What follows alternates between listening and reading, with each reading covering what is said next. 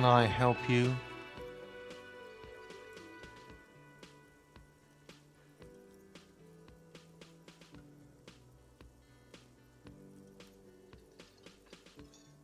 What thing?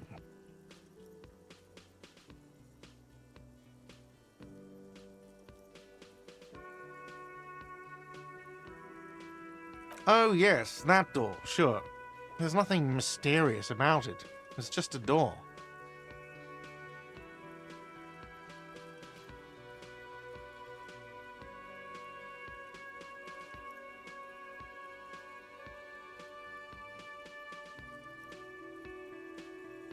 No, I don't have a key. I don't know how to get there. And I don't care either. It's not like I've been wondering about it for 10 years. It's just a frit warehouse, probably. Or some boring storage space with a bunch of old junk and dust. Junk and dust. He's attempting to maintain an air of indifference. It's absolutely not convincing.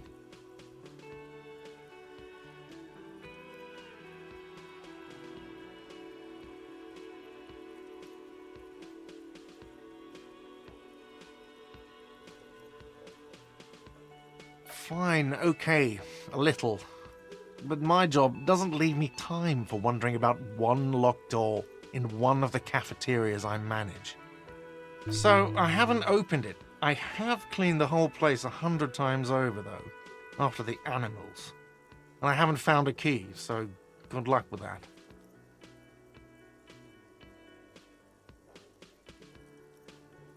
Yes, not the whole damn union, thank God. Just the nastiest and loudest faction.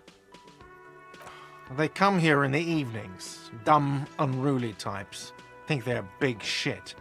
But they're good customers. They place big orders and always pay on time. We should find out who this Lord faction is occupying the booth. Loudness means talkative, and we need info. We don't. We have to wait. They'll show up sooner or later. Men get hungry, even striking men. If not today, then they'll be here tomorrow. There are these things called days. You sleep between them. He's saying they'll come after you've slept. Just making clear you got that. What? By the way, you should come back to this thing-based questionnaire if you see anything interesting in the whirling later.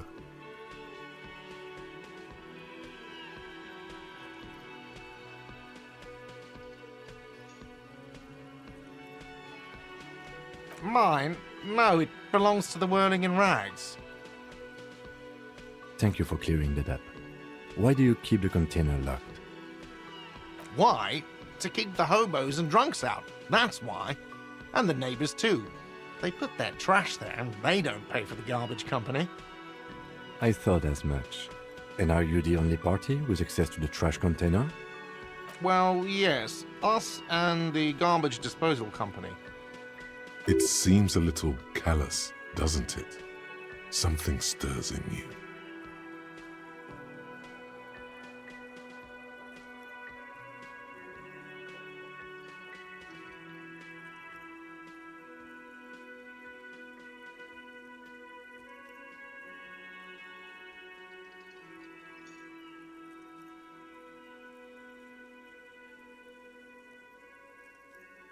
Okay then.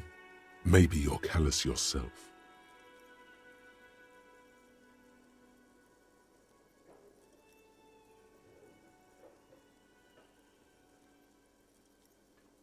What do you need them for?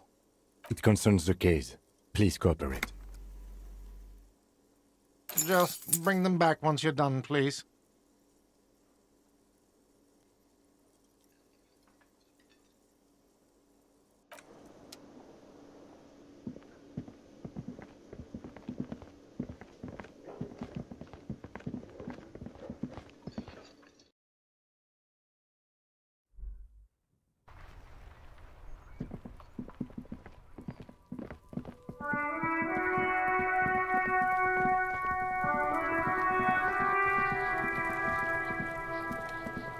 This trash container is locked.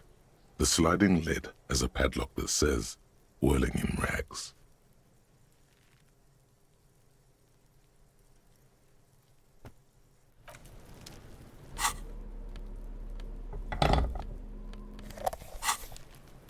This trash container is locked.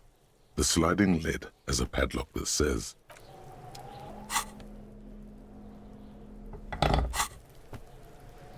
"This trash container is locked."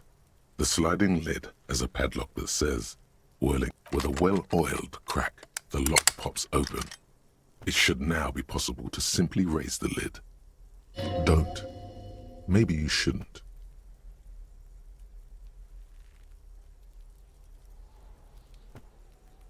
There is, but you won't like it.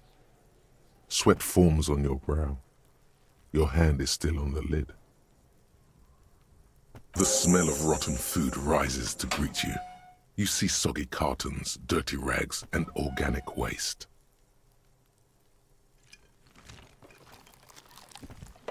We're just in time.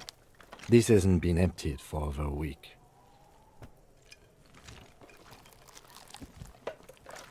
You see milk and egg rest with one broken egg in it, some pasta wrapper.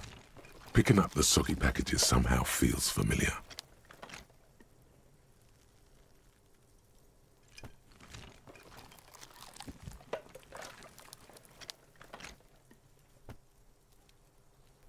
A box falls into pieces in your hands. Baptiste Soleil cereal. There are plastic pasta packages below, and turbo noodles. Nothing of note, however. Among the threadbare kitchen towels, something catches your eye. A pair of denim trousers. As the legs of the slime-covered jeans begin to unspool from the garbage, a rank corpse smell fills the air. The victim's clothes?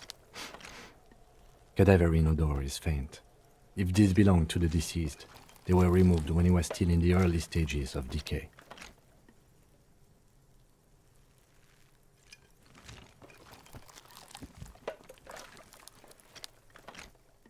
Drop them in here, officer. Guitar-marked blue jeans. Pockets empty or emptied. He wore them with a belt, too. A white belt. The loops appear stretched, but the belt is missing. That's it. Do you see anything else in there? I have another bag here.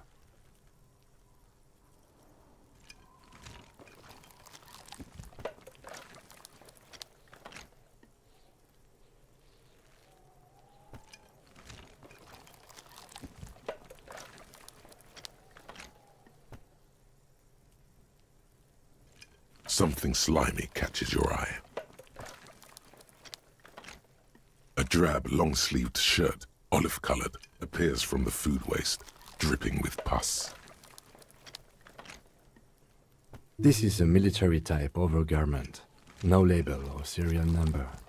This is the kind of rib-knit shirt that's worn over light armor to conceal it in an urban scenario. Anything more?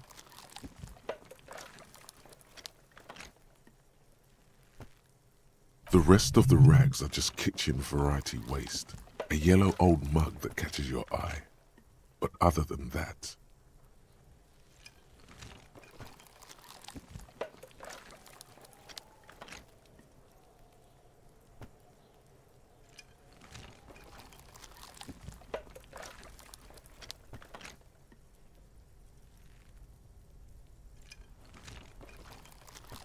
All right. We should go to Gart again and ask if he knows who put the clothes in the trash. It could be as simple as someone from the hostel cleaning the yard. Or that one. I'd advise against confronting that force.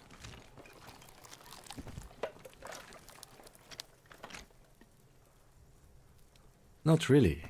All we know is the victim's clothes are in the trash, the lid was locked, and his establishment had the key. It's just a small loose thread.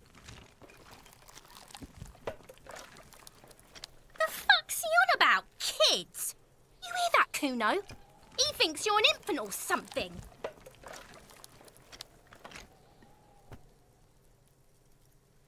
See? The lieutenant nods, then looks back into the trash container. It's just organic waste, cold and slimy on your hands. Apple and potato peels, mostly.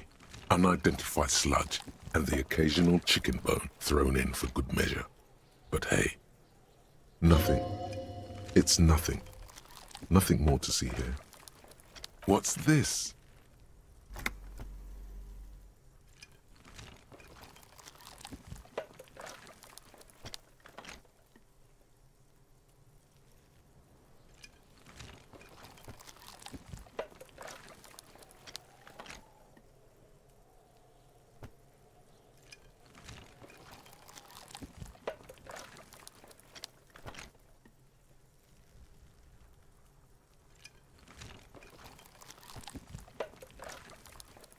The garbage stinks in front of you, overflowing with soggy cartons, dirty rags, and organic waste.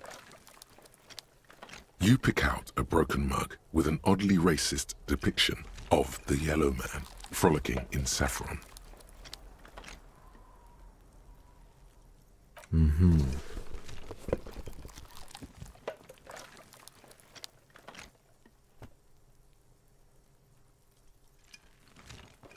You've acquired an interactable item. Investigate this item further by going to the Interact tab in your inventory. The container sounds a muffled gong. That's one thing off the list. I think we got it all.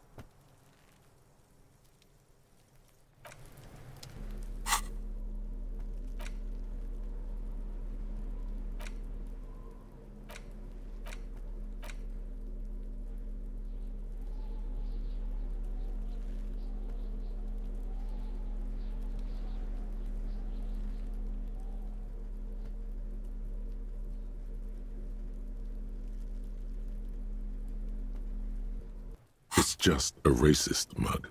What's there to read here? Not much.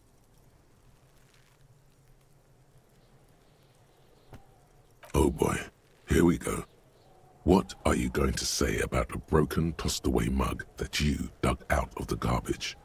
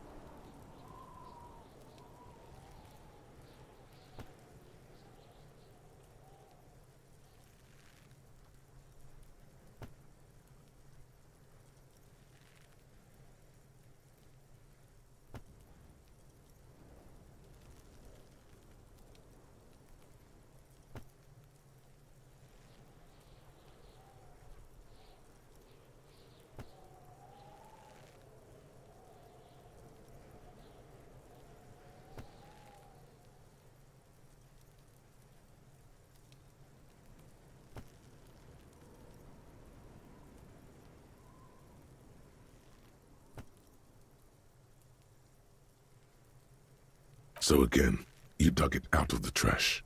Why? It wasn't going to offend anyone there. Why don't you just get back to your case?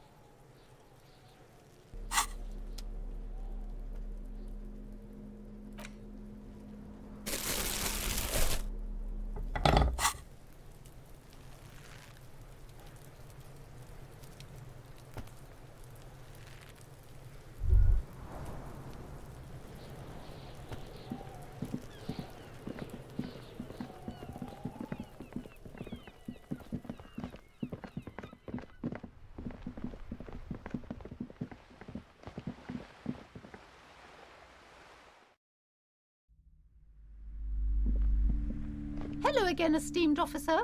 And well, goodness, you were already doing good, browsing the shelves. Why'd you stop?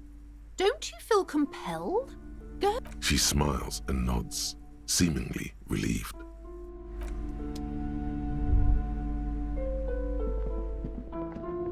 The display rack is brimming with worn paperbacks featuring an extremely muscular, sword-wielding barbarian on the cover.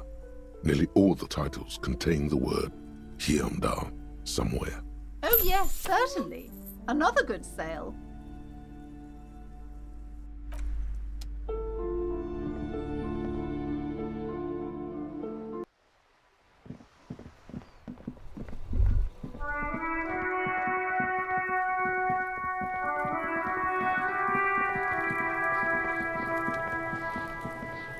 Have you come to make your offering to Kuno?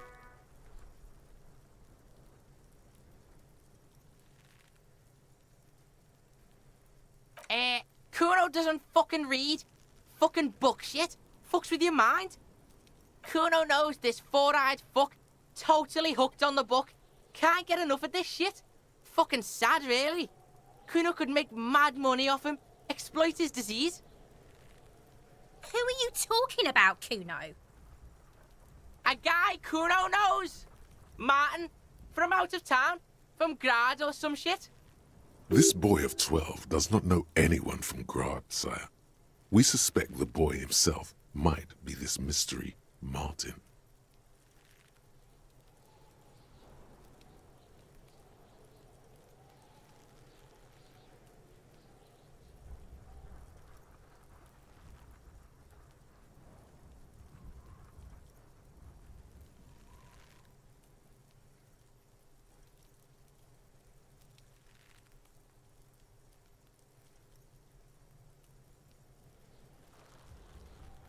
Shove that shit in your fat ass and stop wasting Kuno's time if you ain't got anything to offer to the Kuno.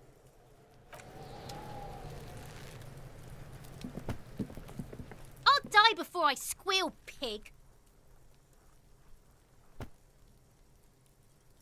Murder was the case they gave me.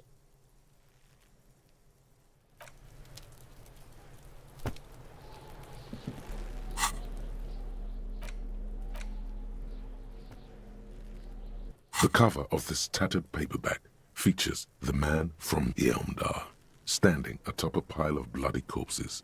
His two Zweihanders are crossed over his massive chest in a dramatic X, their blades dripping with gore.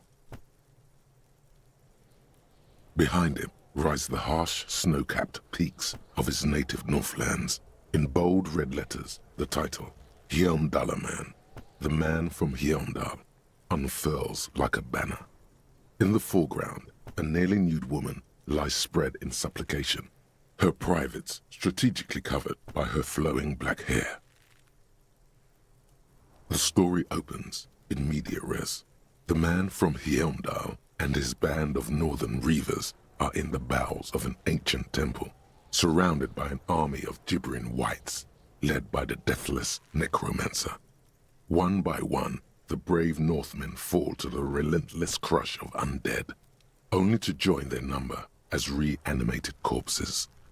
By nightfall, only the man from Hjelmdal and his blood brother, noble Tyribol, are left standing against the dead horde. It is an honor to die by your side, brother, Tyribol cries, as his battle axe beheads one of their reanimated comrades. 9, Tyribol. The man from Hjelmdal bellows over the army of flesh and bone. Have courage for the Northlands, for Hjelmdal. He leaps to the mezzanine to face the black-eyed figure, and like a mad ice bear, whirling twin Zweihanders, Sturm and Drang, he plows through the ranks of the deathless, surrounding the necromancer. It is physically impossible for a human being to effectively dual-wield Zweihander swords in any kind of real-life combat situation. And with deadly finesse, his twin blades scissor the necromancer's head from its body. The undead legions collapse like ragdolls as the dark magic leaves them, and the two Northmen stand alone in their cursed temple, where the bodies of their lost brothers litter the floors.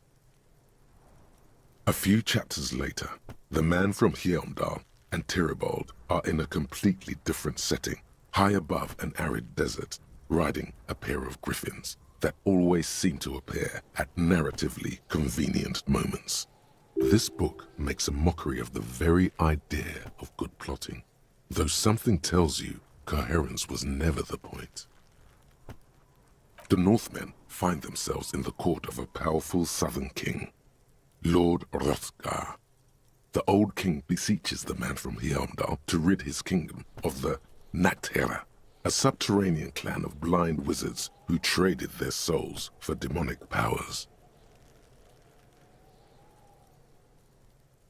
The man from Heimdall extracts a high price from the desperate king. He asks land for the homeless desert pygmies living exiled in the kingdom's borderlands. Hrothgar offers the hand of his eldest daughter instead, but the son of winter does not budge.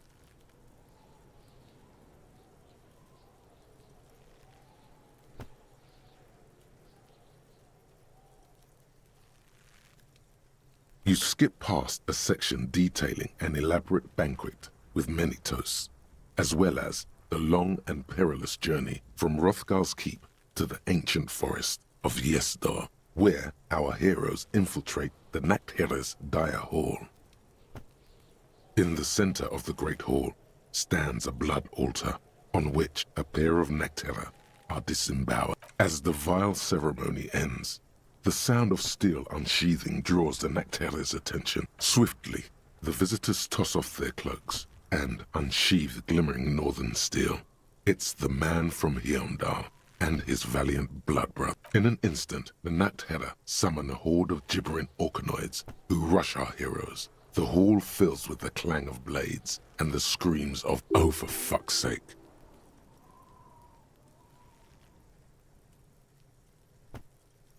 When the din of battle settles, only the man from Heimdall and Terribal remain standing. Exhausted and dripping with the entrails of their foes, the two Northmen confront the foul Nachtherre. He probably is, but you can't be sure, because this one ends in a cliffhanger and a footnote saying, "To be continued in Heimdallaman at the gates of tomorrow." Considering the sheer amount of different Heimdallaman books out there, it's very unlikely you're ever gonna find the sequel. The man from Heimdall stares at you on the cover. The back blurb reads, "His latest adventure serves as the perfect introduction to the savage Heimdall saga." Below, in smaller font, you see the parenthetical, adapted from Man from Heimdall and the Necromancer's Treasure, Man from Heimdall, Lord of Hrothgar, and Man from Heimdall, The Curse of Nachtherre. A brazen attempt to bilk fans for more money by splicing together old stories under a new title. Their main concern is the continuation of the franchise, not making literary history.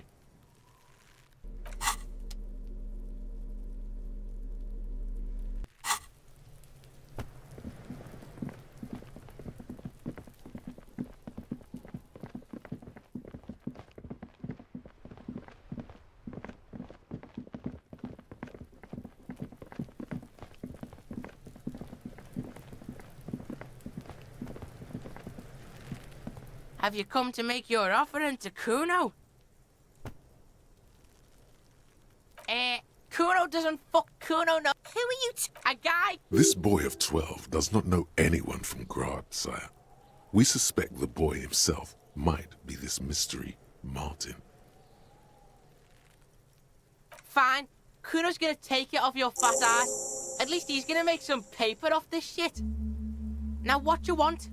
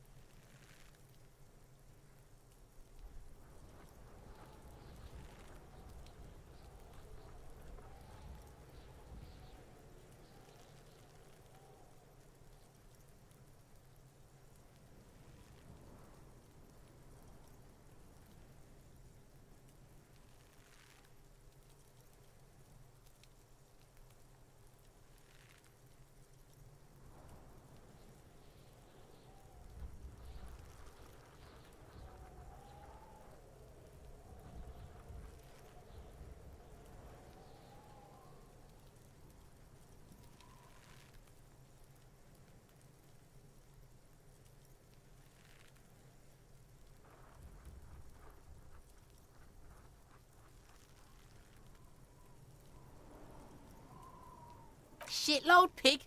What's your question? Don't tell the pig shit, Kuno!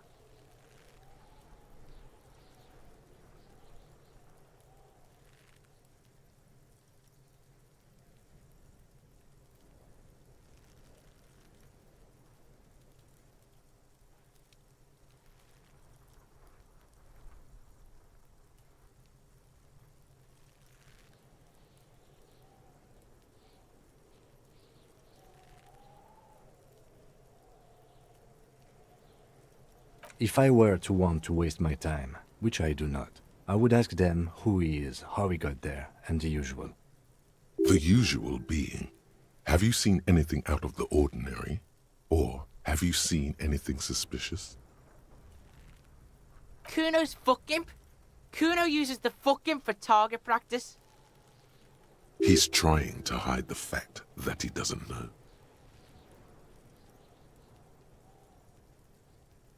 Kuno knows what you meant. Kuno's not a snitch, that's all. Trying to make Kuno sing into the popo phone.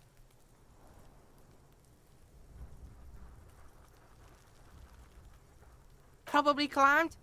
Kuno was busy down the road when that shit went down. You heard Kuno. Kuno wasn't even in Martinez. Kuno wasn't in Revachol. Kuno wasn't regional. I don't know. Some fucking... Mesk or I don't know. Some other place. Night City. Kuno was in fucking Night City.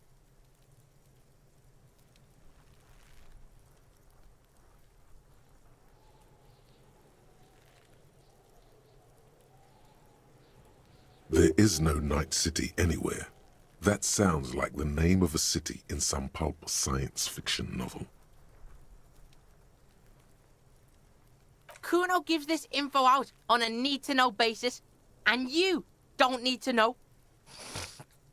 Kuno didn't smoke the gimp, if that's what you meant. Thanks, Kuno. That's one name you can now cross off the list. Just a couple of pigs sniffing around in the dirt. That seems pretty fucking suspicious to Kuno. Yeah, you tell the faggoty, Kuno. Looks like you're a fagari now, whatever that means. The suspicious question doesn't really work in antagonistic situations. You're testing Kuno's patience here. Get lost,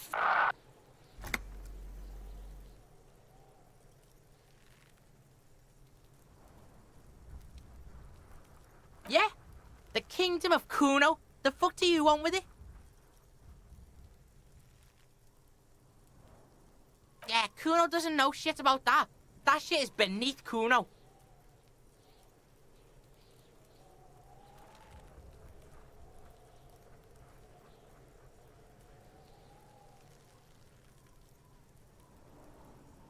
Shoot that shit at Kuno, dumpster diver. Dunno. Kiptas gardener used to work there. Kipt is a pejorative term used to describe people of South Seminese or Erie-Uppergite descent. It used to be a common first name among the Erie-Uppergites of Ilmara. Not so much anymore.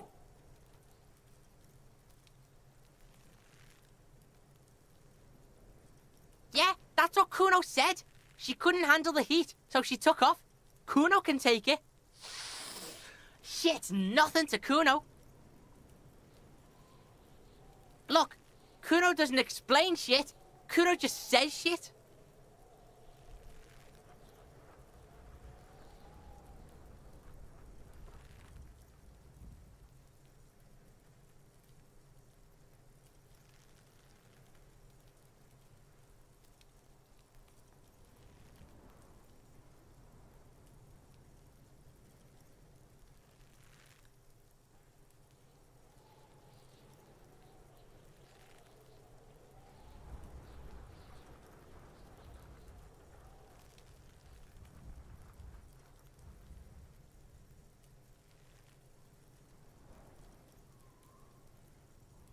Yeah, her. What was she doing in the greenhouse in March anyway? What kind of gardening is done in March? Yes, it seems suspicious. You don't like things being like that. Suspicious. Look at that fucking shit. You're trying to get Kuno killed. Fuck does Kuno know? Kuno's not a fucking acrobat. The lieutenant takes a quick note in his notebook. It's a trap, Kuno! Don't climb it, Kuno! Don't be wondering about Kuno's shit, pig.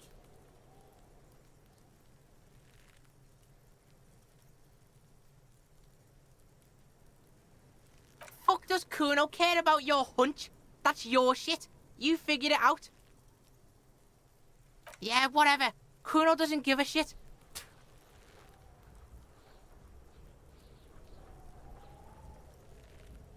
You found Kuno's secret door to Kuno's secret shack. It was closed for 5,000 years. How the fuck did you get in? Shit. Get the fuck out of here. You can't do that. He can't do that, Kuno. He's trying to fuck at you again. Pigs can't displace. Can't do that teleport shit. How did you like it in there, pig old boy? Kuno's got a lot of cool shit there, right?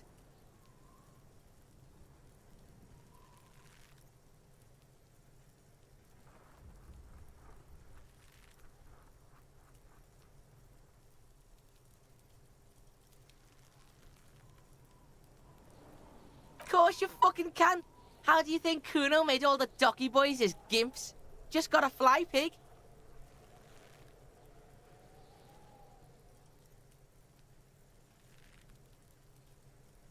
Not everyone can fly like Kuno.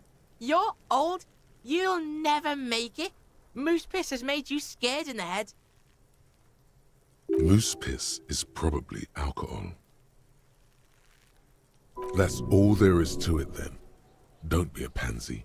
Just jump.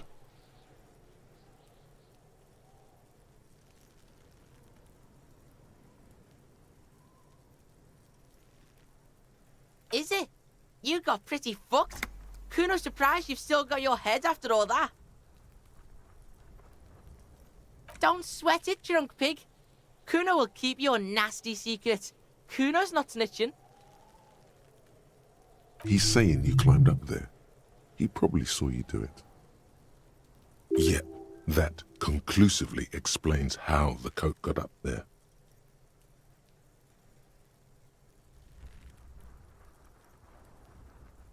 Oh, that? Kuno decapitates pigs. That's just a Kuno demo tape.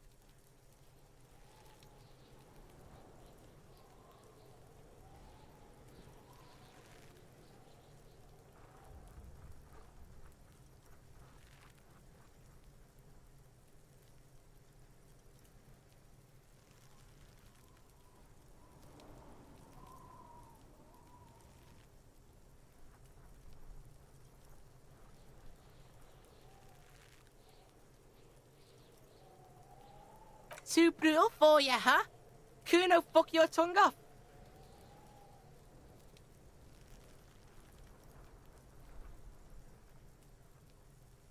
Of course you want back in there.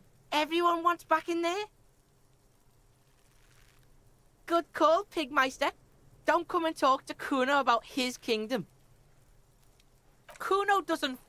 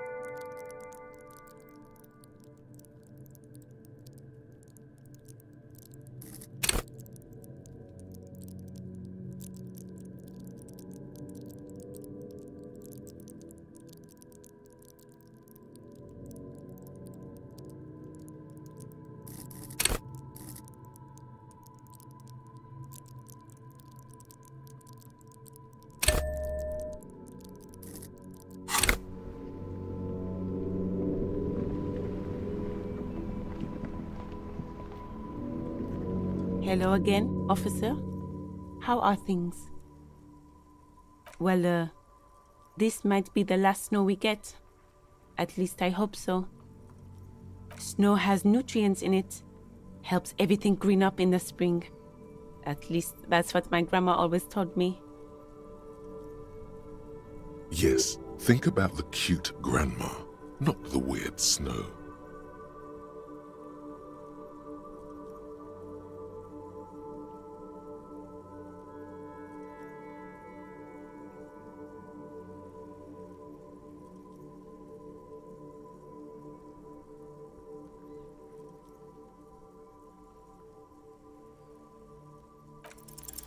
All you can see is the fact that her skin is a different color from yours.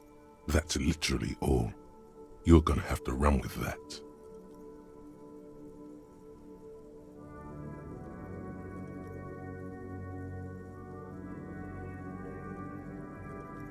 What does that mean?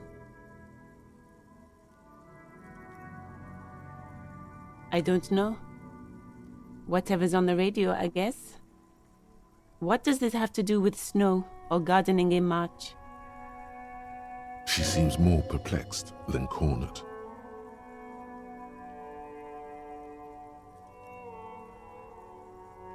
I'm gonna say no. We should probably proceed with our business in Martinez. Unless you have more official questions?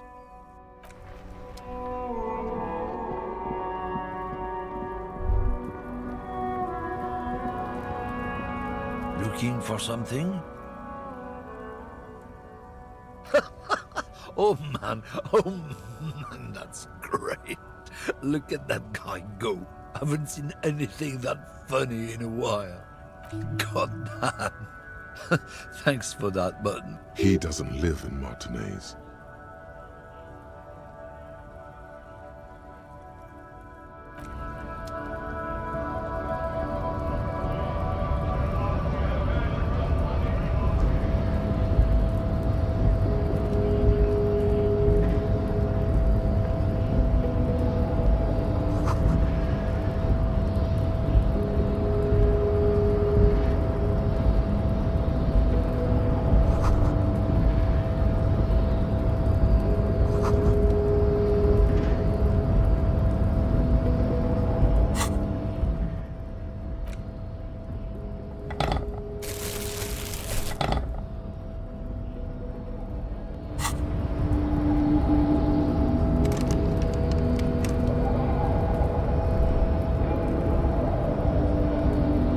Yes?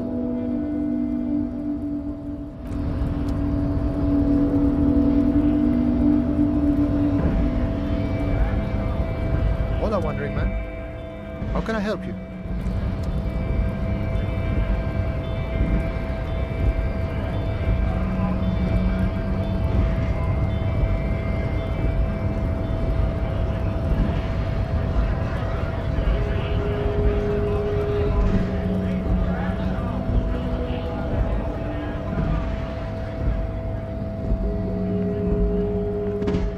A lorry stuck in the traffic jam.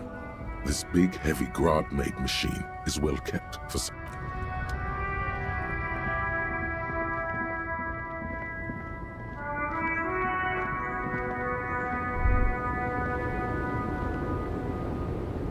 the woman still has her. Wait.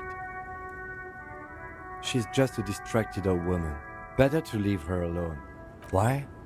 I just told you why.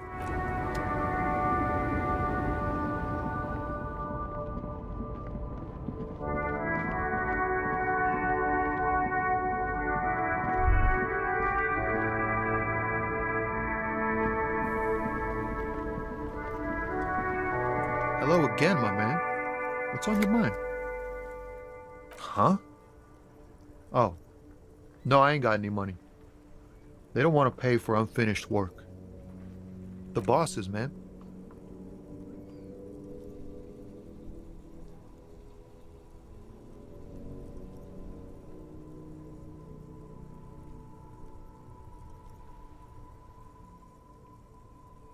Makes sense. It sucks is what it does. Wow, you work hard. Oh yes, you hustle. You're a provider. It's tough out there, but you keep it real and provide. Look at yourself. You're a human pedometer. You must have walked 200,000 steps down cracked asphalt, mosaic, sand, and linoleum after you re-emerged. That is the sign of a hustler who never gives up. The world is harsh and people are evil. You didn't make it that way, and you won't let it break you. You ride. Oh, you do. You make money. You got gills, baby. Meaning those black papers with the faces of the innocents on them. You bring in the Franco Negros and the Solas. It ain't easy, but you do it. Day in and day out. You didn't make the rules, but you won't lose. You're a cop and a sprinter and a money printer.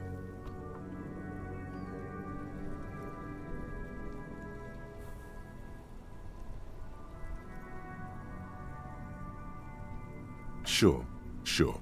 And has it been easy? Is life easy? Have you not gone into cardiac arrest? Are you not about to have an anxiety attack or shoot yourself in the mouth? But you still hustle 24/7, ride or die.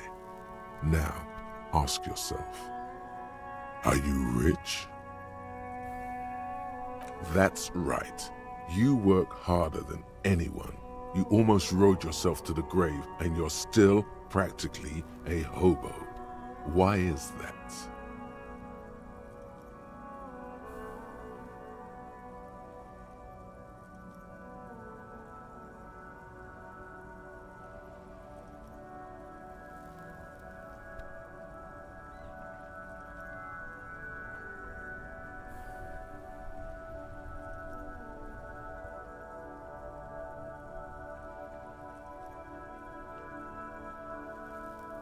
Because of the taxes, G-Man's got his jam-covered sticky fingers in your pocket, stealing from you every time you buy, sell, walk, talk, fart, so much as sneeze. Aren't taxes almost non-existent in the Gotham estate that is Revachol?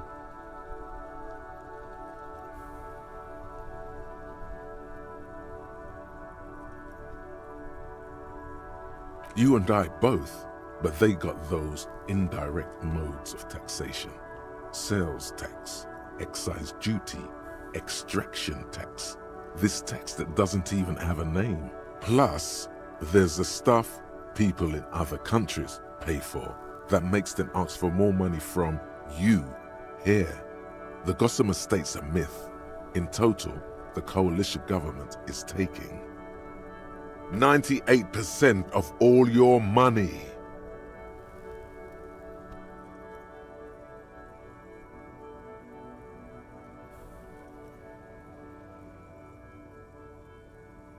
What are you, a racist?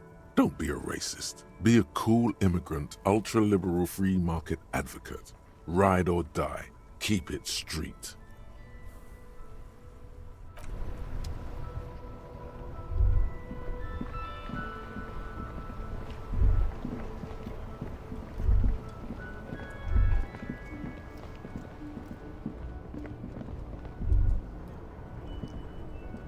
There are clothes inside. Cheap second-hand clothes, smelling of strangers' body odors. Don't be shy. These are premium class clothes. Good quality fabrics, best retro design. Save the economy with your style, officer. Save the economy? That sounds off.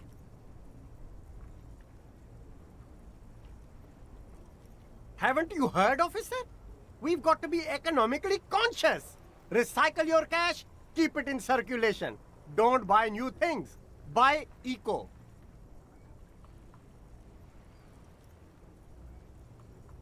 Very cool. The economy thanks you, officer. You find your hands deep in tattered and faded garments made from weird polyester blends that make your body itch and sweat in all the wrong places. Economical, but also trendy. Look first-hand, buy second-hand. Keep the economy moving. No good. All you can come up with are some treated wool pants. You can tell they're too tight around your thighs and too loose around the waist. They itch like hell. Like an... All natural materials, see? Real wool, 100% skin friendly, and they're yours for only 2 real.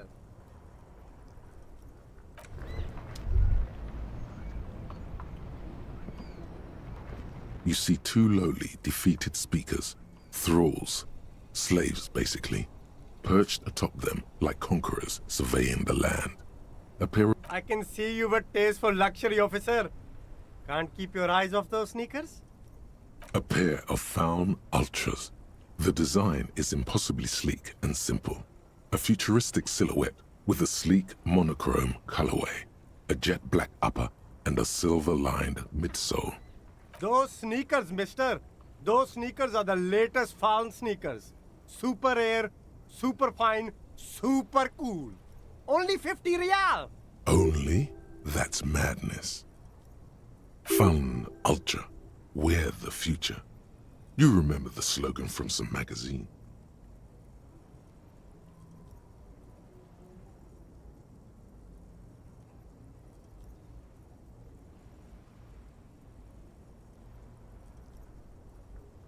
These once respectable speakers have been conquered, reduced to a mere prop by the indomitable Faun Ultras.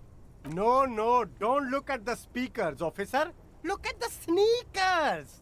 The sneakers are the stars here. These, officer? These speakers are Samaran garbage. I'm ashamed to even use them for props. Don't waste your time on them. Samaran trash. That sounds like they're from the Samaran People's Republic, produced under the dictatorship of the proletariat.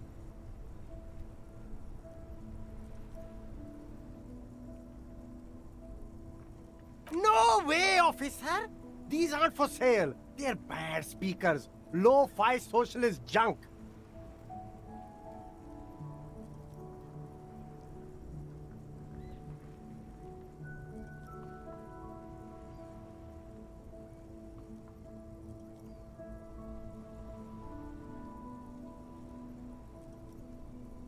That's right, officer. You're a high-class policeman who accepts nothing less than the best. Lucky for you, I've got the best on sale.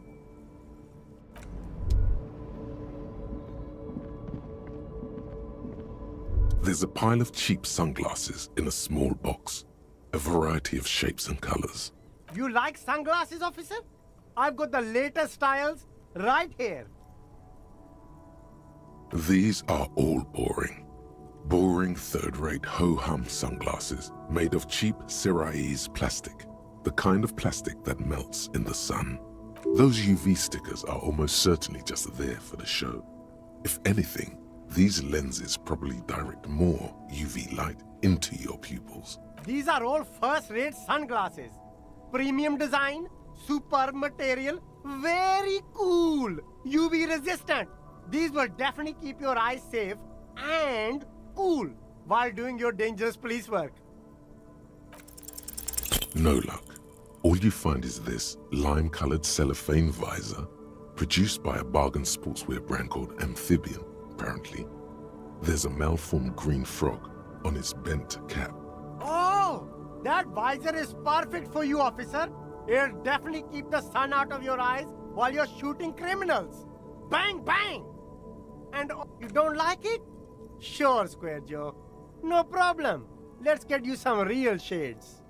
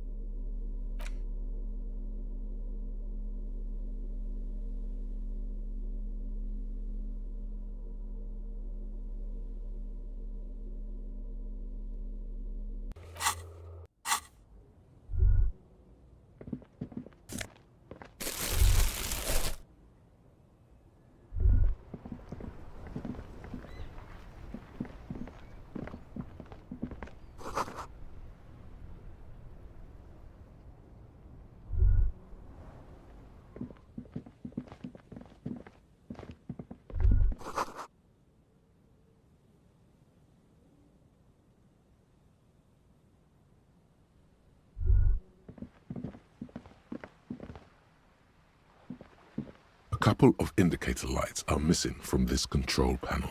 Loose wires dangle from the now vacant holes. In the middle is a lever. Beneath it, a small metal plaque. This panel usually closes the waterlock, turning it into a bridge that lets you cross the canal. But there's a crashed salmon and butter sign in the way. Pulling the lever probably won't do anything. G'day to you, officers. A burly man hangs out by the waterlock, carving up a generous serving of salami with an old hunter's knife. His eyes are fixed on a man stranded on the other side of the waterlock and on an enormous billboard that has fallen down into the canal between them. I wasn't here to witness it, but those look like tire tracks on that sign. Weird, huh? Then again, plenty of daredevil drivers in Rivershoal.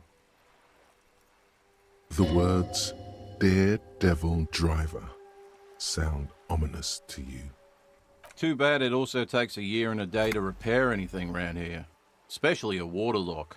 The rest of the coast is closed off till then. Well, there's the fishing village, an abandoned fish market, a bizarro church. Not much use to the congregation, though. There always seems to be something wrong with it. Yeah, not really much else. Just bombed out ruins.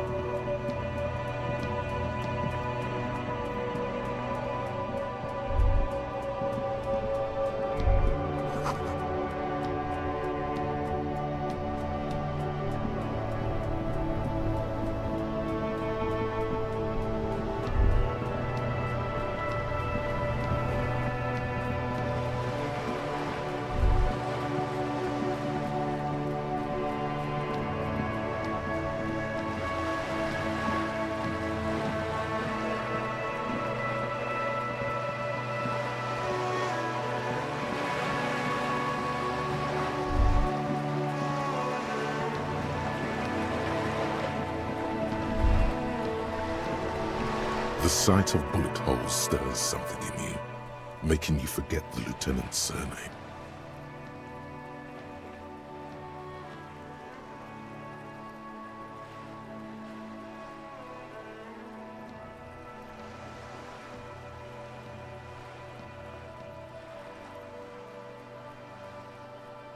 The faded marks are too degraded to draw any forensic conclusions, just chips in the sandstone. They look pretty ancient. Where?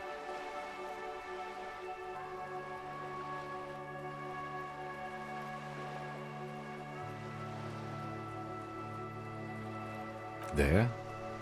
Those are old. These bullets were fired during the Revolution, over half a century ago. They do not warrant investigation. Not much. I don't have a fresh perspective on it. Shall we go?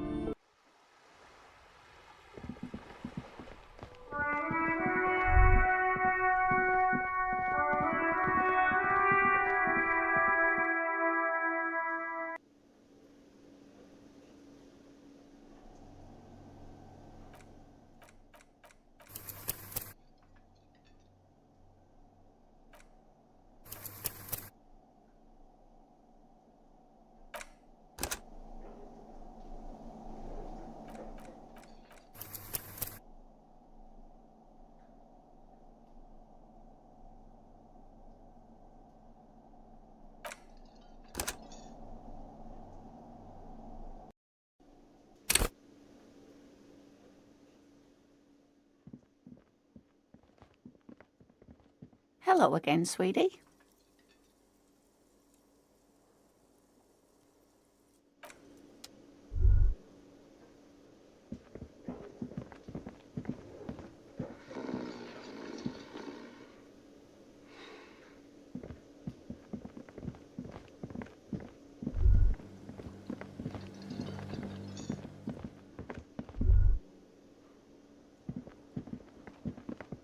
The man ponders his cooking utensils and gives you a little nod.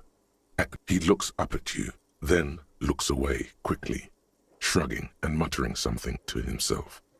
Shrugging is an international sign for, no, I don't know what's behind that door.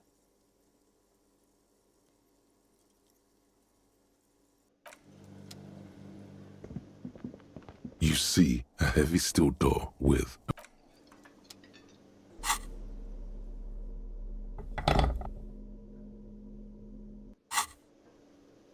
You see a heavy steel. The door does not budge.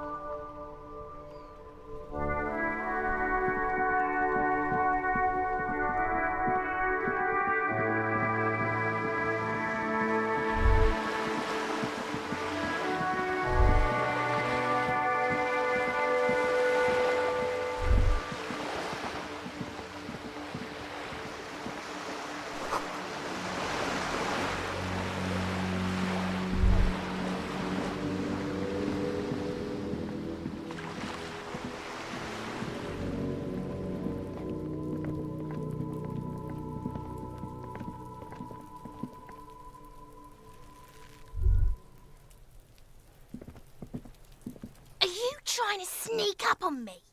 Come to slit my throat in my sleep? Logic error. She is not sleeping right now. Pig's come to take me out, trying to snuff me out. Don't get fucking clever with me, pig. You think you're so clever. Trying to sneak up on me again?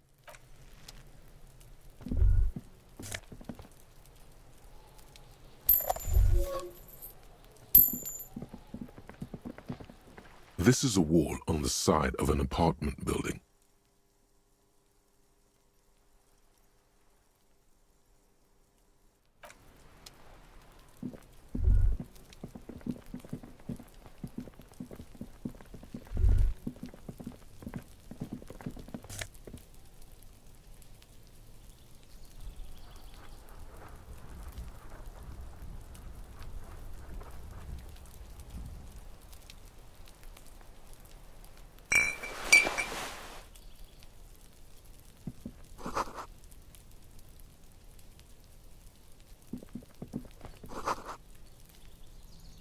It's been a week and now they show up?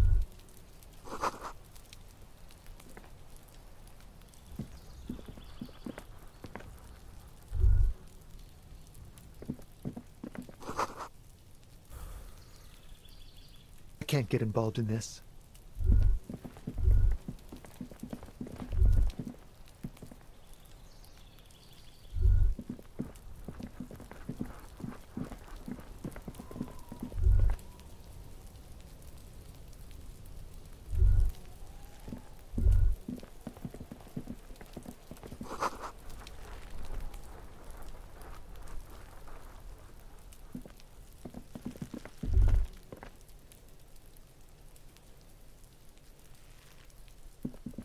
Yes?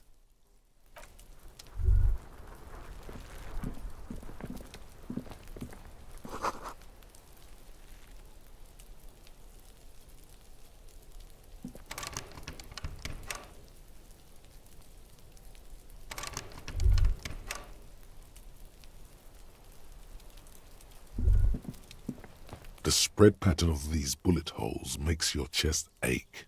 Your breath grows heavier. More old bullet holes. At least half a century. A different era altogether. Bullet holes generally look the same, so probably. But you're right. More old bullet holes from the Revolution. Plenty.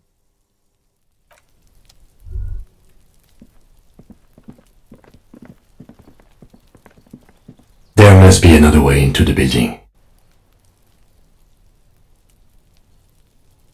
I knew I should have quit.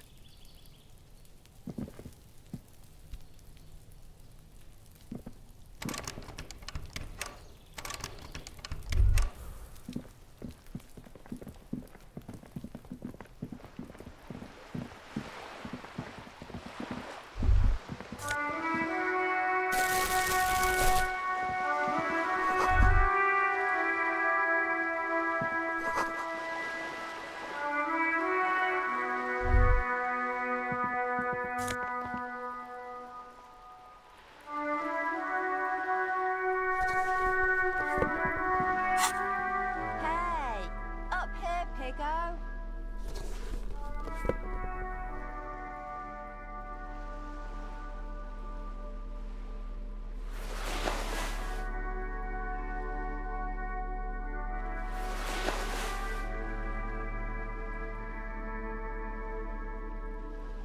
Yeah, you better keep walking.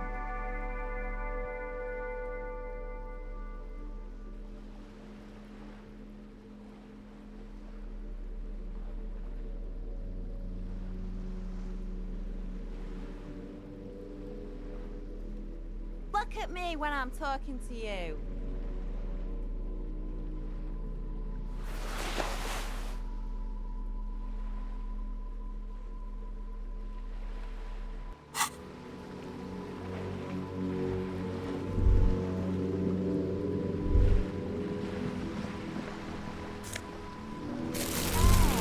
Up here, Piggo.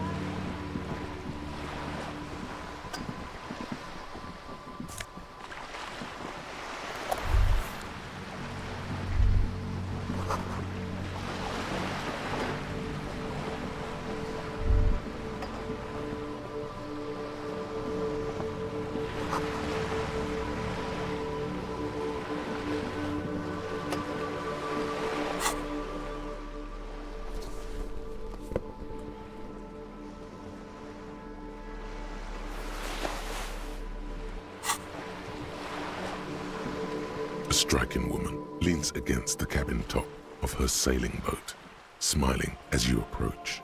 Her green raincoat glistens with droplets. A silk scarf is tied around her throat. Good afternoon, officers. I'm Joyce. Joyce L. Messier. I represent the board of Wild Pines, the owners of the harbour. You gentlemen must be from the RCM.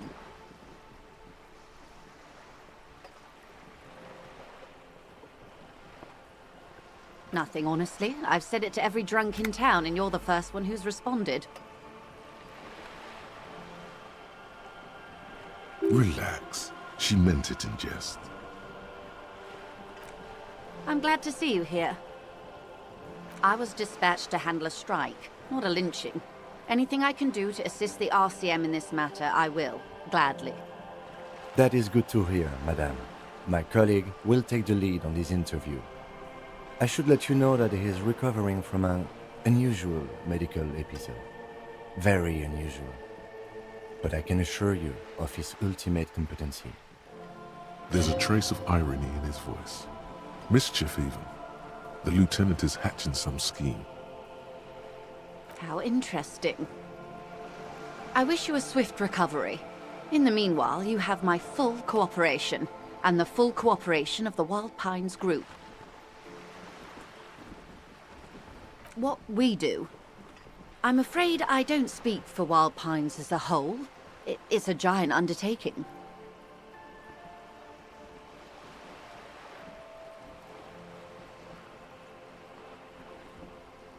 The Pines' core competency is logistics. Container shipping, freight, that sort of thing. See those airships there, blinking? Those are the shipping side of things. And that is the terminal. Another subdivision deals with energy, oil and gas exploration, offshore platforms. The Wild Pines Group is one of the original Revacholian Indo-tribes. Companies awarded royal monopolies by the king, the suzerain himself, centuries ago. The king is long gone, but several of the Indo-tribes remain. Saint-Baptiste, LUM, an unknown entity known as Brightest Star. Why, thank you.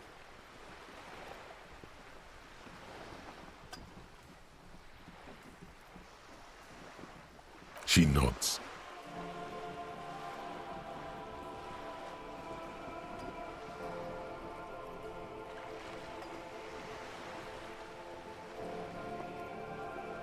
Everything. Right up to, but not including, trade secrets.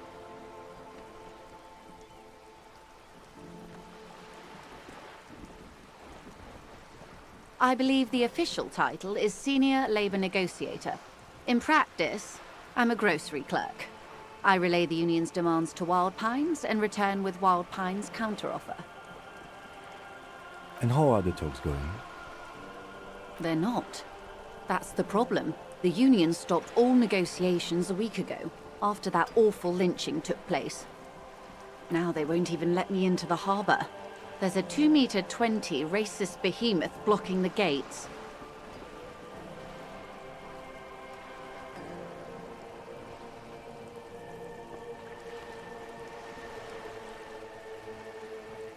What can I say? The union employs a giant covered in tattoos. A racist giant. I guess that's part of their big tent organization now. Let's say I was not making the kind of progress I'd hoped for when I first arrived. And when did you first arrive? I arrived 3 weeks ago. Yes, in the middle of February. The bay was still partially frozen then.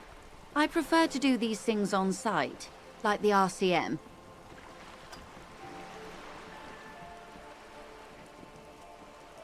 But the strike began in December. I wasn't the original negotiator here. I took over after Mr. Gaumont hit a wall with Mr. Clare, the union boss. Mr. Clare refused to speak with Gaumont despite concessions he'd granted the union in prior negotiations.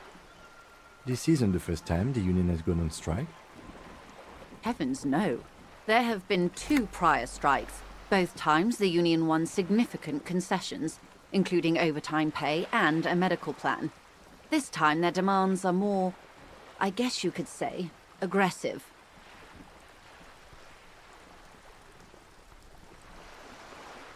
There are leaflets everywhere, and banners.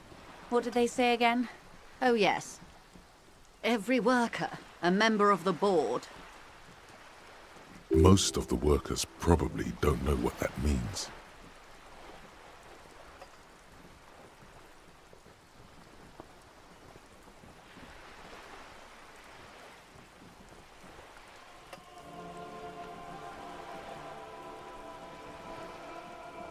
In its defense, another said, demand democracy. Pretty tame stuff compared to every worker, a member of the board.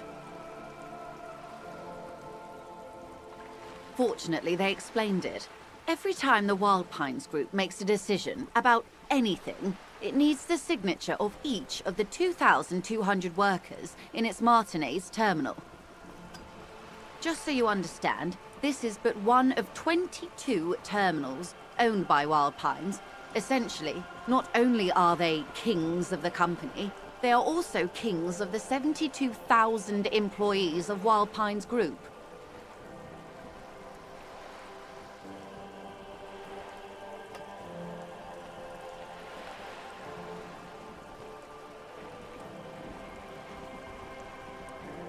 I'm not sure.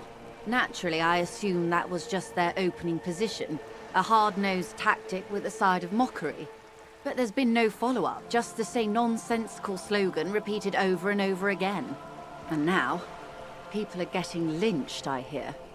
Behind the whirling in rags, A disastrous situation if there ever was one. Excuse me, from whom did you hear about this lynching? I first heard it from the bowyer at the gates. The one whose very name advertises his aversion to work. I think he said it was, "Call me mañana." This checks out.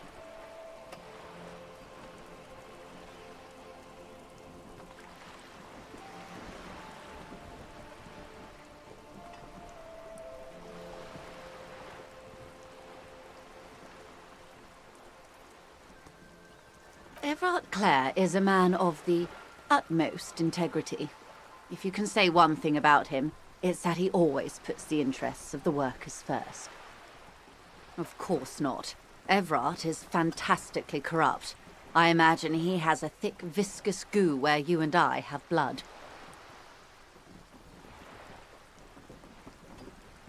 He is the most corrupt individual I have ever seen, and I deal with men like him for a living. If there is anyone more venal, more irredeemably nepotistic, then it's his twin brother, Edgar. Yes, Edgar looks exactly like his brother, except for that lazy eye. He also talks exactly like Everard does, and when one's term as foreman is up, the other takes over.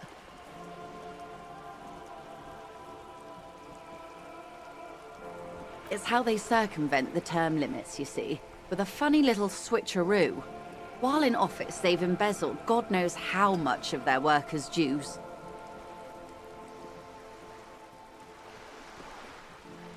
The Débardeurs Union was once a perfectly normal institution. 20 years ago, anyway. It must not have been easy to establish under the Emergency Act, but they did it. I can respect that. Organised labour at its best, as they say. Then something happened in the local chapter elections. The brothers Clare came and transformed it into a... how do you say? A mob. The Débardeurs are a crime syndicate.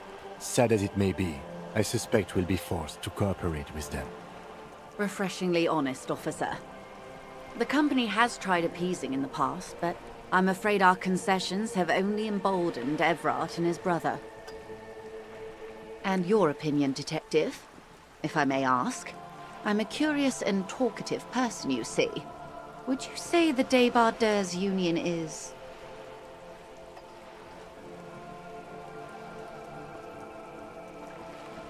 Thank you for being candid.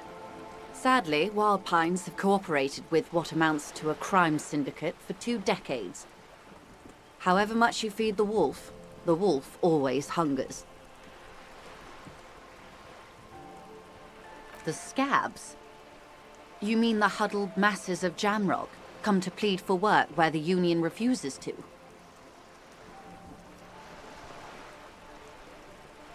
If they were organized by Wild Pines or its affiliates, then it would be a company secret. I could not share it with you. Not right now. It's implied. She's open to discussing this matter with you at a later occasion.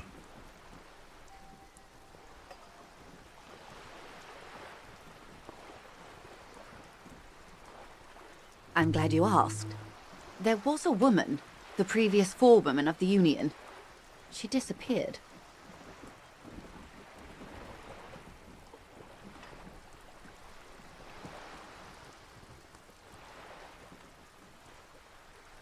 Disappeared?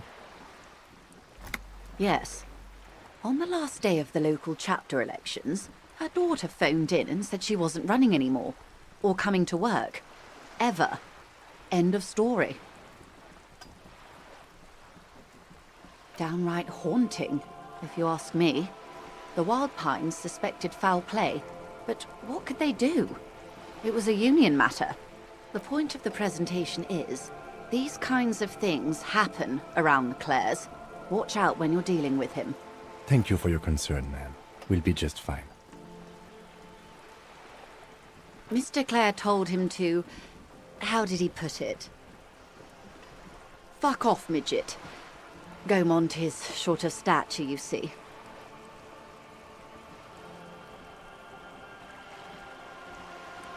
Yes.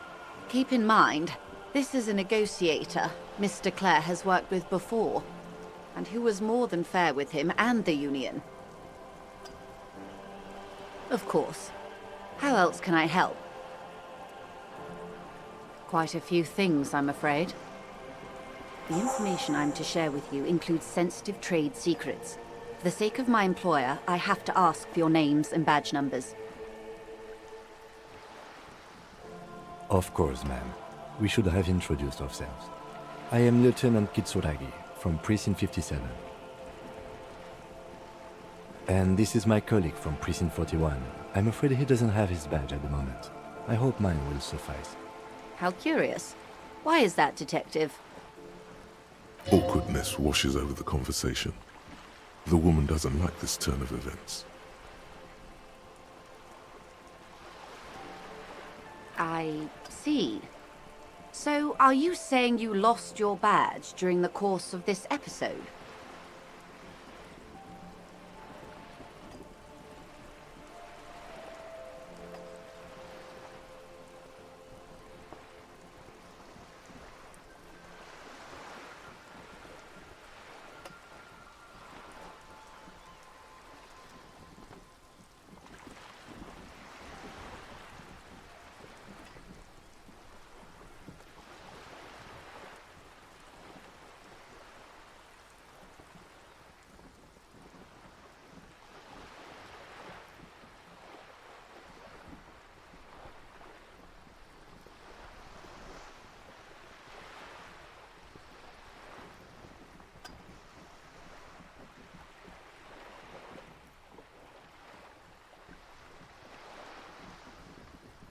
Oh dear. Some kind of encephalopathic amnesia. I don't even know how to respond. I do believe you, naive as that may sound. I simply can't imagine what you gain by faking such a condition. As I said, ma'am, his technique may be very unconventional, but he is an officer of the RCM. Of course, I sympathize, but I'm afraid I simply can't share anything more until I've seen that badge. Hang on. She's a professional negotiator. She should be open to some sort of mutually beneficial arrangement.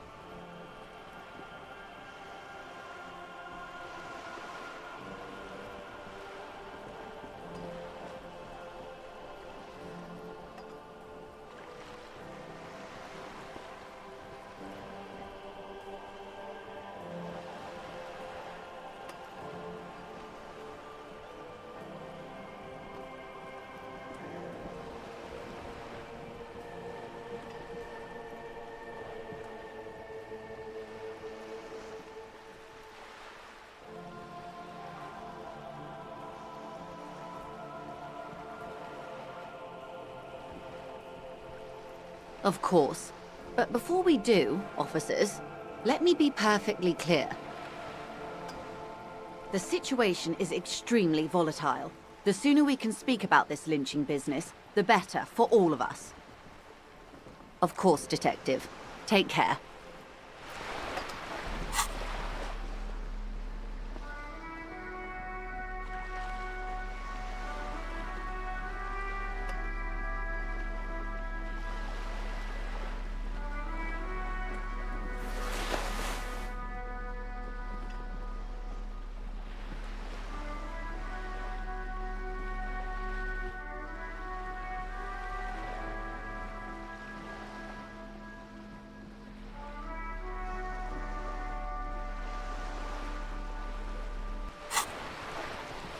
You're back. Good.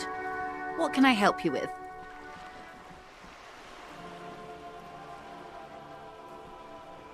Of course.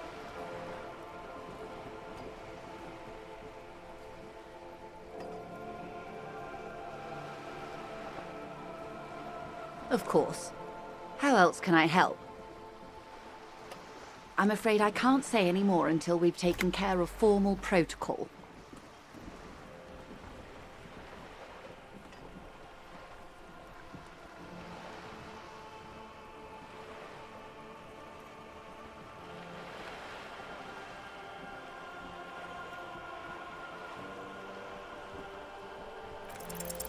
She's a negotiator. Just float a favor at her. Insinuate.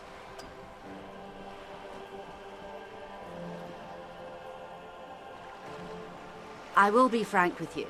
If I'm going to break protocol, I need to be able to justify it to my superiors. They're going to want to see something very tangible. You're in, but expect her to drive a hard bargain. Reports from inside Terminal B suggest it's a hub for the local drug trade. This is an open secret in Martinez. The Union controls the terminal, so it goes to reason. They're profiting from this trade. The company has tried looking into this matter before, to no avail. Perhaps someone with your authority and resources might turn over the right stones. Or you can recover your badge, though if I may be blunt with you, it sounds like that may be a lost cause. Detective, a word in private before we continue.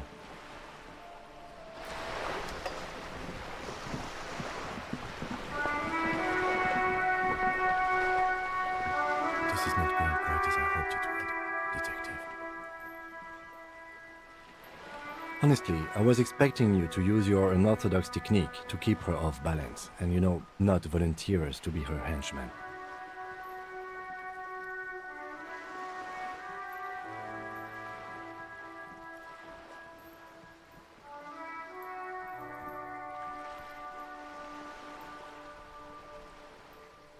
This woman is running circles around us.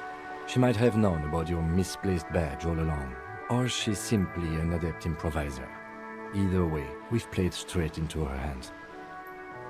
He doesn't let it show, but there is a limit to how much the consequences of your unprofessional behavior can cost the investigation. Maybe this is all her plan. She might have heard about you.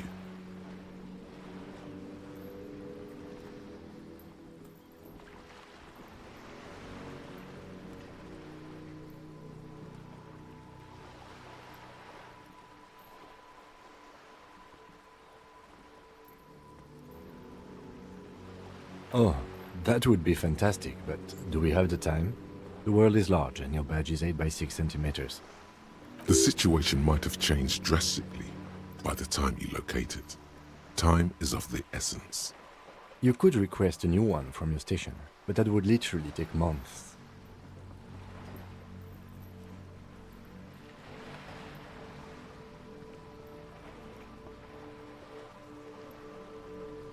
No.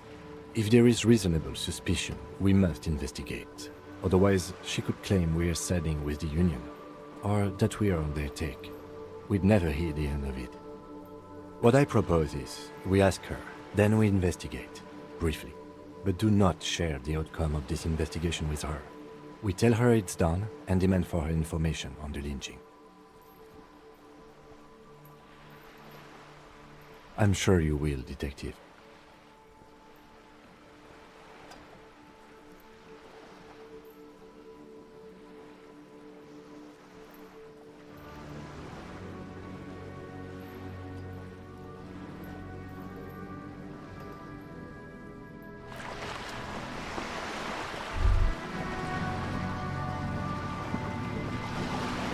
You're back.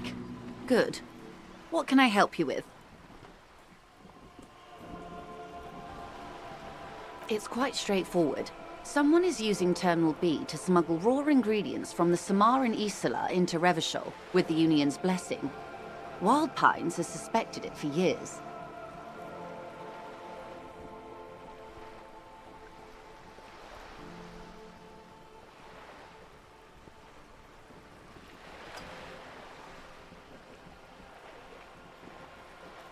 Ingredients for what, ma'am?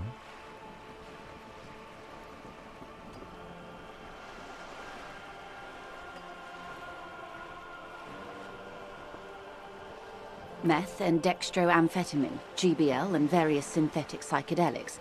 Honestly, it might be quicker to say what you can't make from the stuff.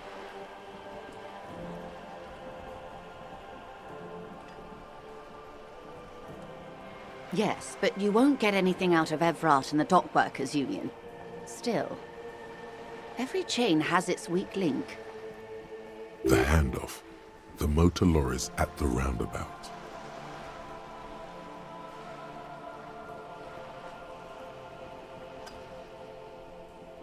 Precisely. Someone needs to move the ingredients from the harbour into the city. Once they reach Jamrock, they're distributed to a network of local manufacturers well beyond our grasp. But in transit, they are vulnerable. Perhaps you've noticed that a number of lorries are tangled in a traffic jam at the roundabout just now. Interview the drivers who are still hanging about. One of them might be waiting for a crucial shipment.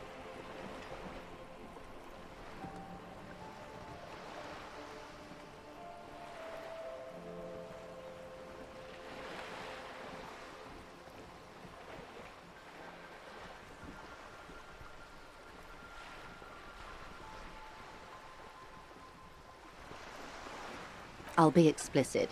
If you find this driver, I will share company secrets with you.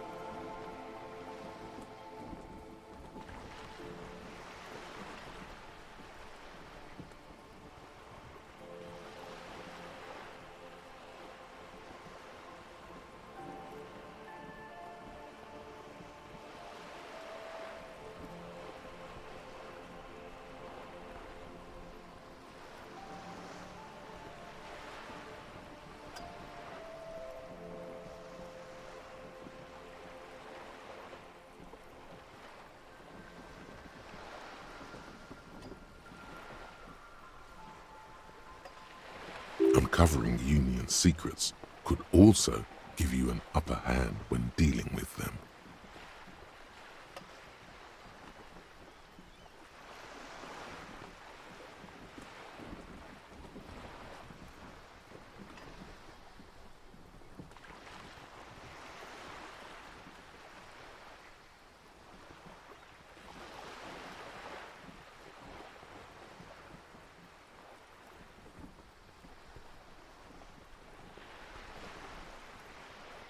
The two might even be connected.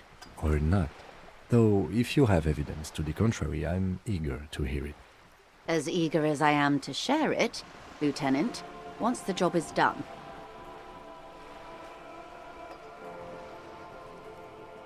How do you think they're financing this strike? There are thousands of unpaid dock workers going strong for the 4th month straight.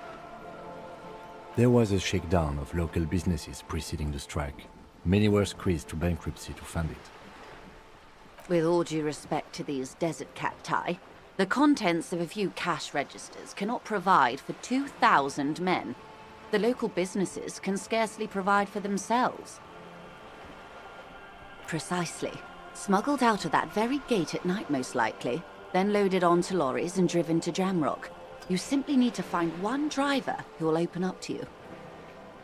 It sounds like she tried looking into it herself, though she's clearly not the type your typical lorryman would confide in.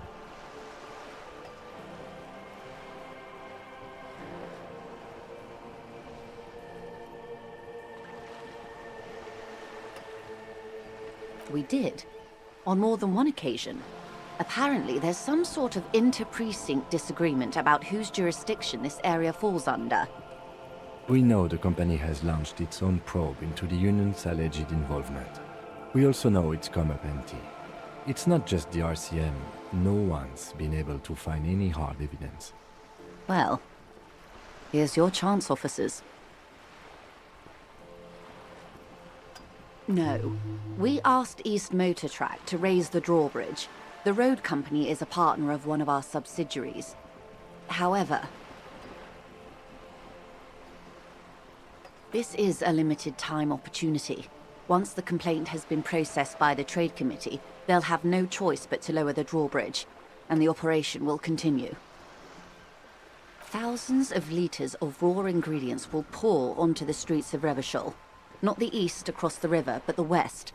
The vulnerable, the weary. Well, at least this solves one mystery. What is that, Lieutenant? Why I had to call East Motor Track and beg them to open a drawbridge for me. I'd wondered since I first drove in, on my motor carriage. I am sorry for the inconvenience, Lieutenant Kisaragi, but we need them trapped here. This is a unique opportunity. I'm sure you understand. Yes?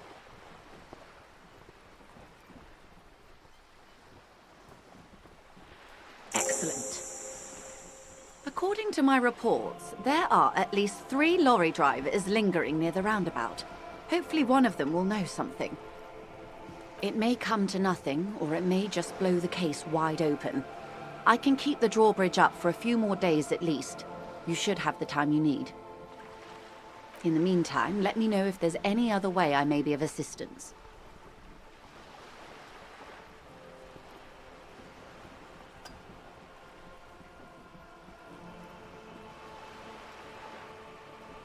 Is what you want to say, but it isn't that easy, is it?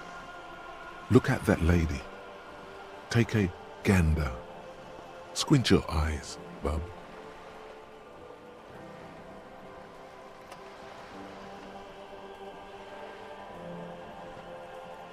Why, yes, tucked away under that sturdy green raincoat, almost rustic in its simplicity, a silk shirt and matching scarf around her gentle throat, while dull orange pearls hang from her earlobes, red from the cold.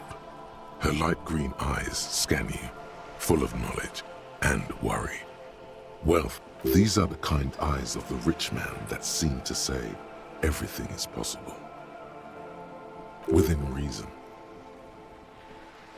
Now look at you, you misery-clad simian, barely able to tie your own laces.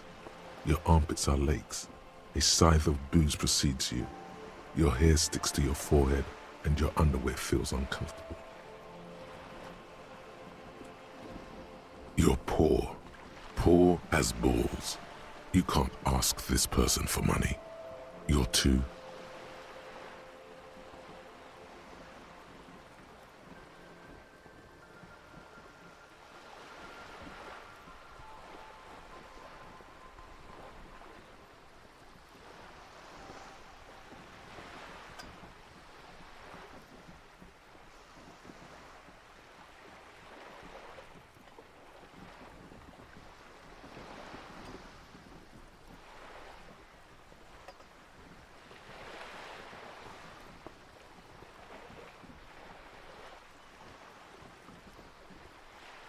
Shame? You haven't really been in the presence of gentlefolk either, have you?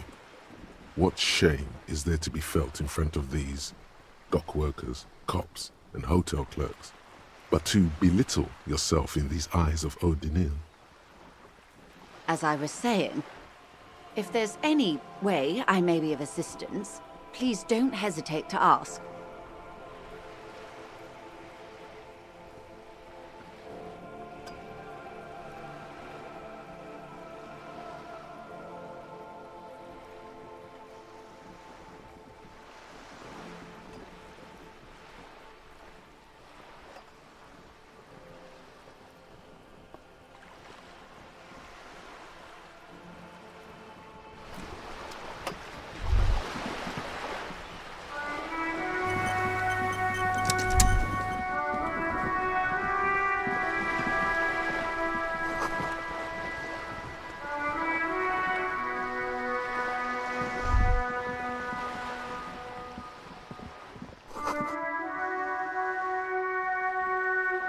Look at me when I'm talking to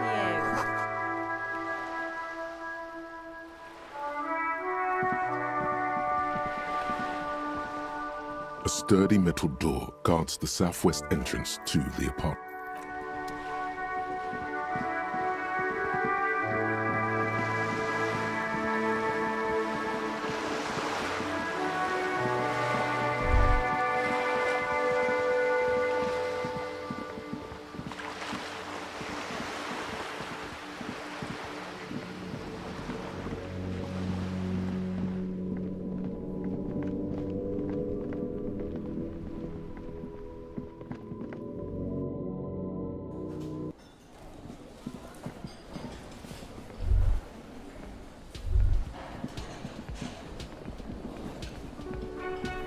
Can I help you? Thanks. I hope you found what you were looking for. How strange. I certainly didn't put them there.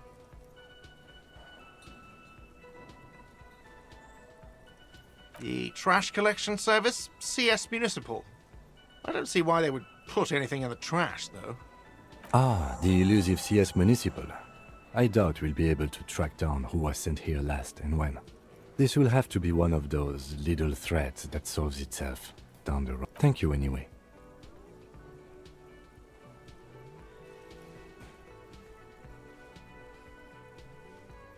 Yes?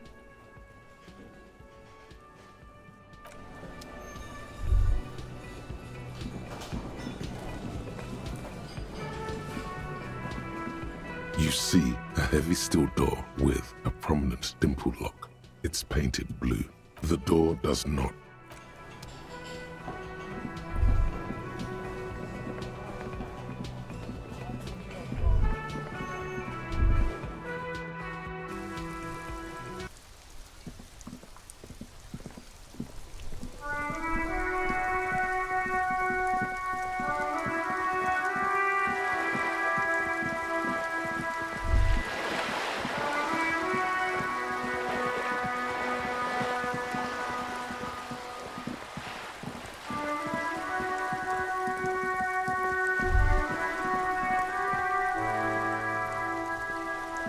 A sturdy metal door guards the southwest entrance to the apartment building. It's locked.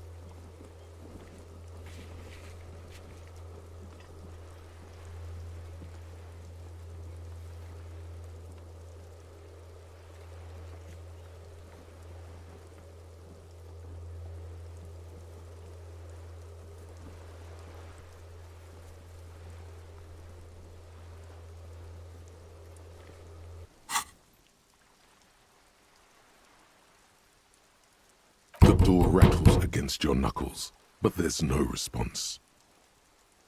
The door rattles again, but this time you hear an elderly woman's voice calling out. Stop banging on the door! I'm not letting any more strangers inside. The police? Everyone knows the police don't come round here. No, I already told you. I won't be responsible for any more strangers getting into the building. Go check the backyard door. Maybe someone there will. Backyard door? There must be another entrance to the east.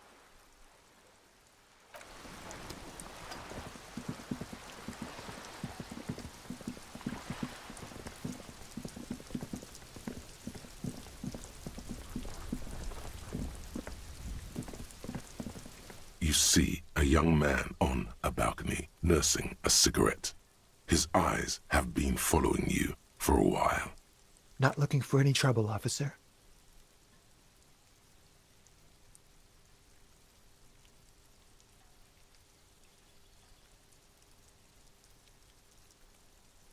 I don't want to be seen talking to the gendarmerie if that's okay. I just want to finish my cigarette. Don't let him go. This could be your witness. The balcony has a great view of the whole thing. Is it really that important? Like a nervous cat, he keeps stealing looks at the neighboring windows. All right, but make it quick. Once I finish this cigarette, I have to run.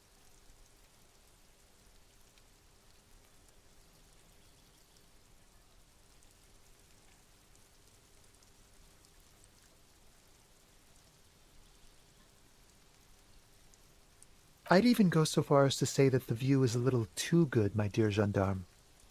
Do you have an estimate of when the body will be taken away? We will remove the body as soon as possible. Now tell us, where were you last Sunday? Oh. You already asked me that, didn't you?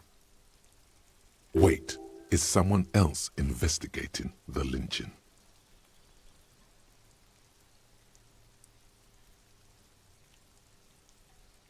No, not you two. Some more muscular type.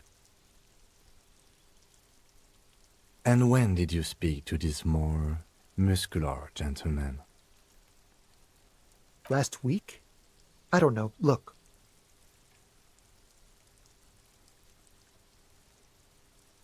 It'll take more than rain to bring this place back to life. You didn't answer the question. What were you doing last Sunday? I had a friend over. It was my Sunday friend. A Sunday friend? How intriguing. He doesn't reply, gesturing no with his cigarette. Under the grey sky, the neighboring windows are streaked with rain. My name? My name is Martin Martinez. Martin Martinez? Good local name. Let's go with that. No. We won't. Now, if you'll excuse me, I really need to get going. Time to bring out your secret charm. Tears and begging. Show him your emotional side. Throw yourself before his very feet like a dog. Trash? Please don't go. I'll even stop smoking inside. Listen, I really have to go. Good luck with the investigation.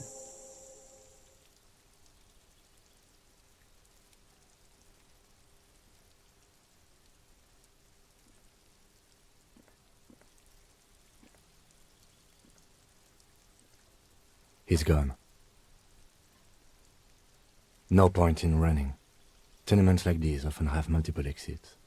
If he doesn't want to talk to us, then he'll know how to hide himself. He could be a witness. Him or his Sunday friend. Either way, we need to look into that muscular type who's asking about our case. There has to be a way of getting inside the building. Let's go check out the door near the pier again.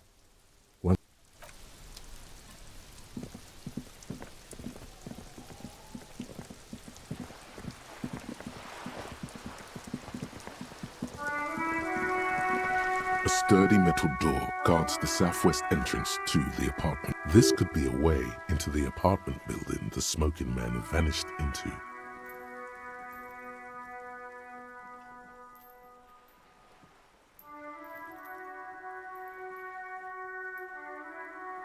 Good. We had enough problems with bums and drunks and thieves loitering in the hallway. You have no business here.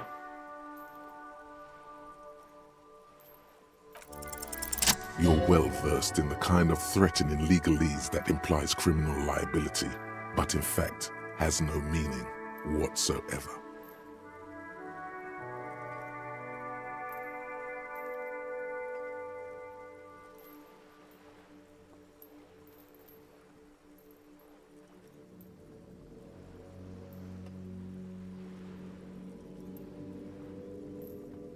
I know my rights, and don't you marm me, boy. Miss, would it help if we offer to show you our badges? Hold your horses. I don't care about your stinking badge. Just come in.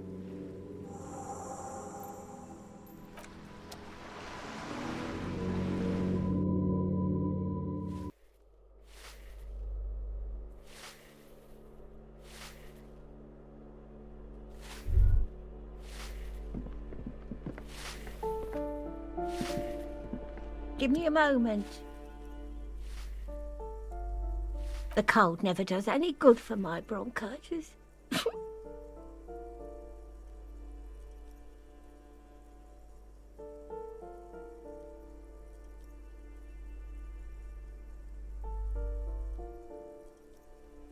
Go ahead then. What do you want to know, policeman? She's the cleaning lady. She knows the floor plan and the residence. I'm no one. Just an old woman who cleans these hallways.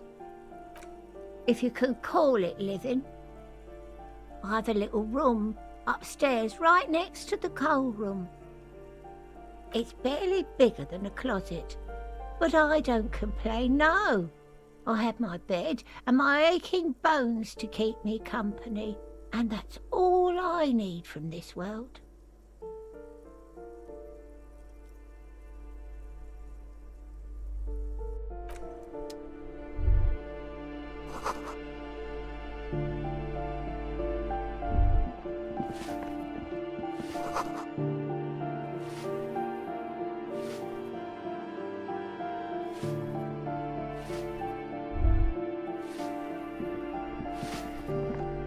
Give me a moment.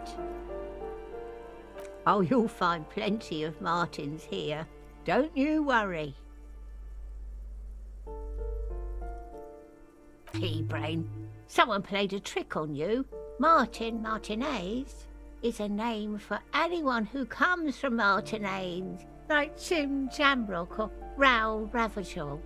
Oops, you really didn't get the joke there. I thought it was obvious. Anyway, officer, we don't have the witness's name.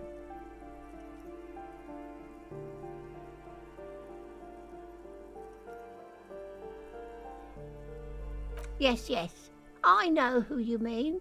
The scrawny boy who's always smoking like the devil, right? Somewhere in the building, a child starts crying. You hear a radio tuned to a talk show and someone taking a shower. What's he in trouble for? Talk?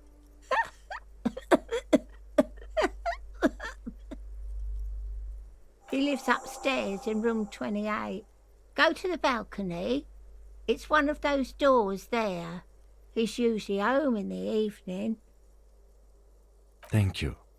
We should go check out his apartment on the balcony. See if he's home.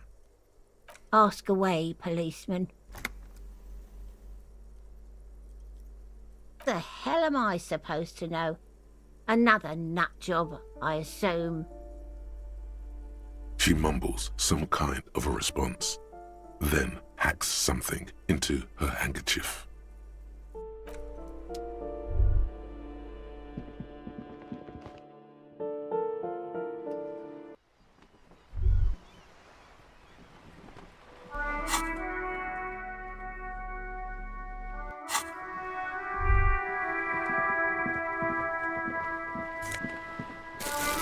Ruination has come. The broken arches betray the once grand history of this building.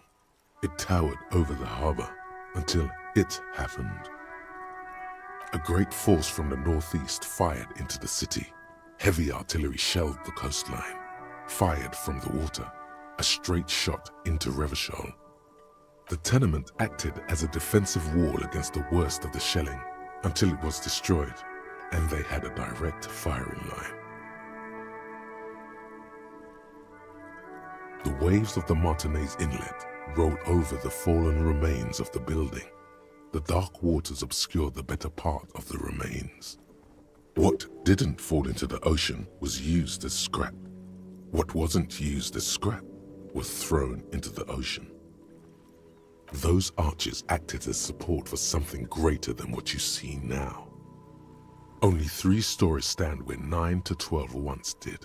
Restoration has failed. What the shelling took out was never rebuilt. A fleet, the combined armies of Occident and Grad, with Mesk volunteers, a 5-nation army, hundreds of vessels. They massed airships further down in the Bay of Revachol. The artillery was so powerful. The ships not only required gyroscopic stabilization, they were anchored into the ocean floor as well. Many are still there to this day. If you squint, you can just barely see the shadow on the water, far in the northeast. Cannons still ready to placate Revachol. The coalition, but that was a long time ago. I think we should move on. It's chilly up here. He does not like talking politics of this kind.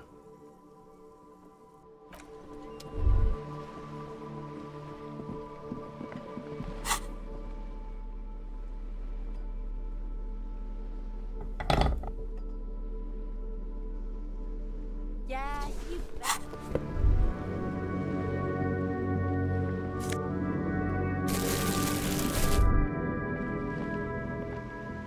The streets will flow red once more, a great torrent rushing down Rue de Esperance. You wait and see. The streets will not flow red with anything. Who are you? I'm Cindy the fucking Skull. What else do you want to know? Date of birth, blood type, the last time I was tested for Hep C.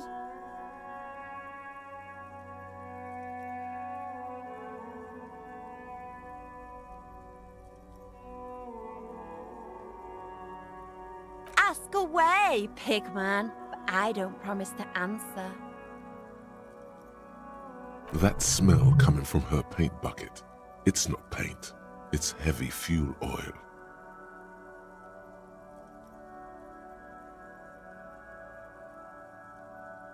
The lieutenant is desperately searching for another handkerchief. Hatred, disgust, it's difficult to tell which of the two is more present in her girlish features. The woman on the boat does not notice her staring. That Ozon her. Someone's got to keep an eye on her. Ozon is an archipelago 2 days' travel away from Revachol. Its moneyed residents, used to posh restaurants and upscale boutiques, rarely have reason to visit Martinez. On a first-name basis with her, are we? Piggy's moving up in the world.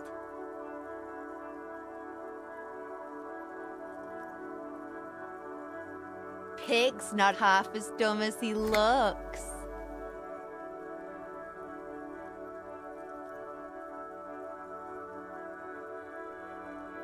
Red-dyed heavy fuel oil, intended for exclusive use in government vehicles, to be precise. What did you think I was using? Aquarels? Sucked it out of a cop's fuel tank myself. Back in Jamrock. She really did it. She's proud of it too.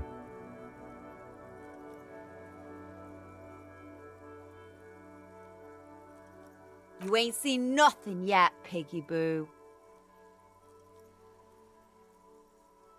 I ain't no snitch, Pigstein. Go forth and forage in someone else's shit. No short. Actually, there is a shortage of people who talk to us in a normal, calm, informative manner. We weren't put on this earth to make your life pleasant, fucko. Can't you tell? I'm painting a beautiful mural, an aereo graffitio visible from low orbit. I haven't really started it yet. I'm waiting for the right words.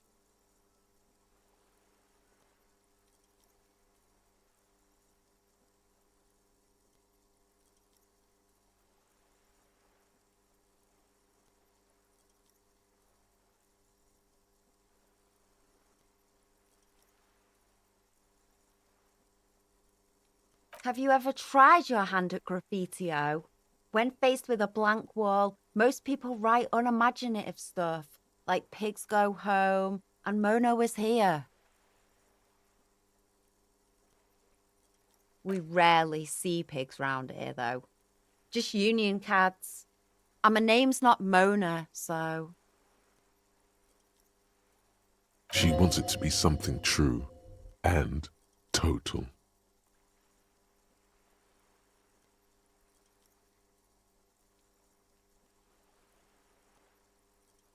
Yeah?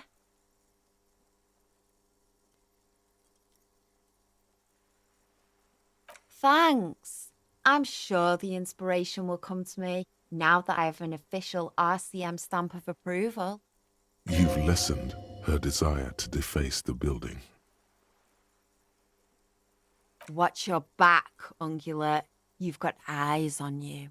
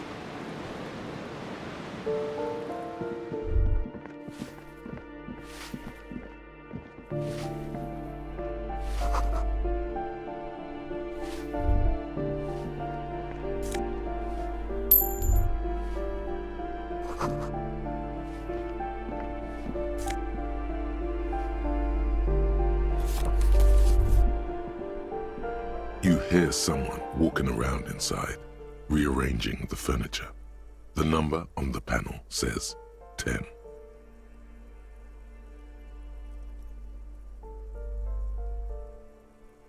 The walking stops abruptly, but no one. You can feel tension on the other side. A poor communard, from the looks of it. The room is barely bigger than a closet. Do I have to open the door? Do you have a warrant? I'm not obligated to open the door if you don't have a warrant. Let's go. We don't have a reason to get inside that apartment. It's generally easier to do things if you have literally any reason.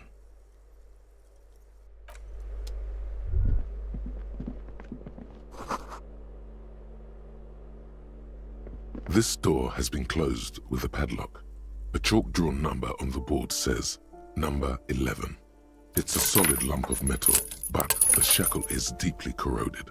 A solid pair of chain cutters would make short work of it. Better whip out those cutters. You won't get very far otherwise. No reply.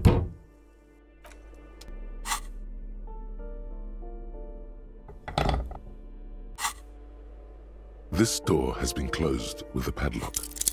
What are you doing? I believe it's the shackle you mean to cut, Detective. He's just trying to help.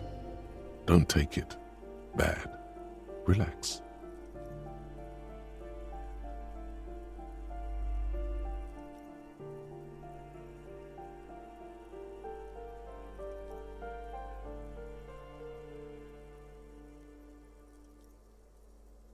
Perhaps you should give it another go. The shackle snaps like a twig, and the lock falls to the floor with a little thud. It should be possible to enter now. After you, Detective.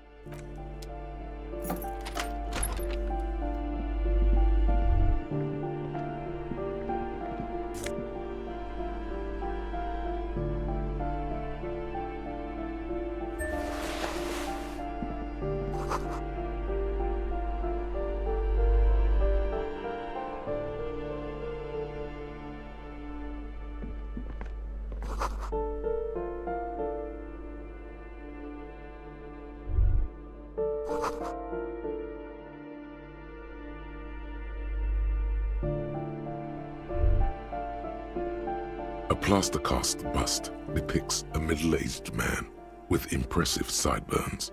The name on the plinth reads Kraz Mazov. Kraz Mazov, nom de guerre, was an economist and a theoretical historian. He was a leading figure in the Grad side of the turn-of-the-century revolution, where he headed the 9-day government. Mazov is considered the father of scientific communism, Mazovian thought, or Mazovianism. The White Star, the photos on the wall. I think we have broken into the apartment of a young communard. How fitting.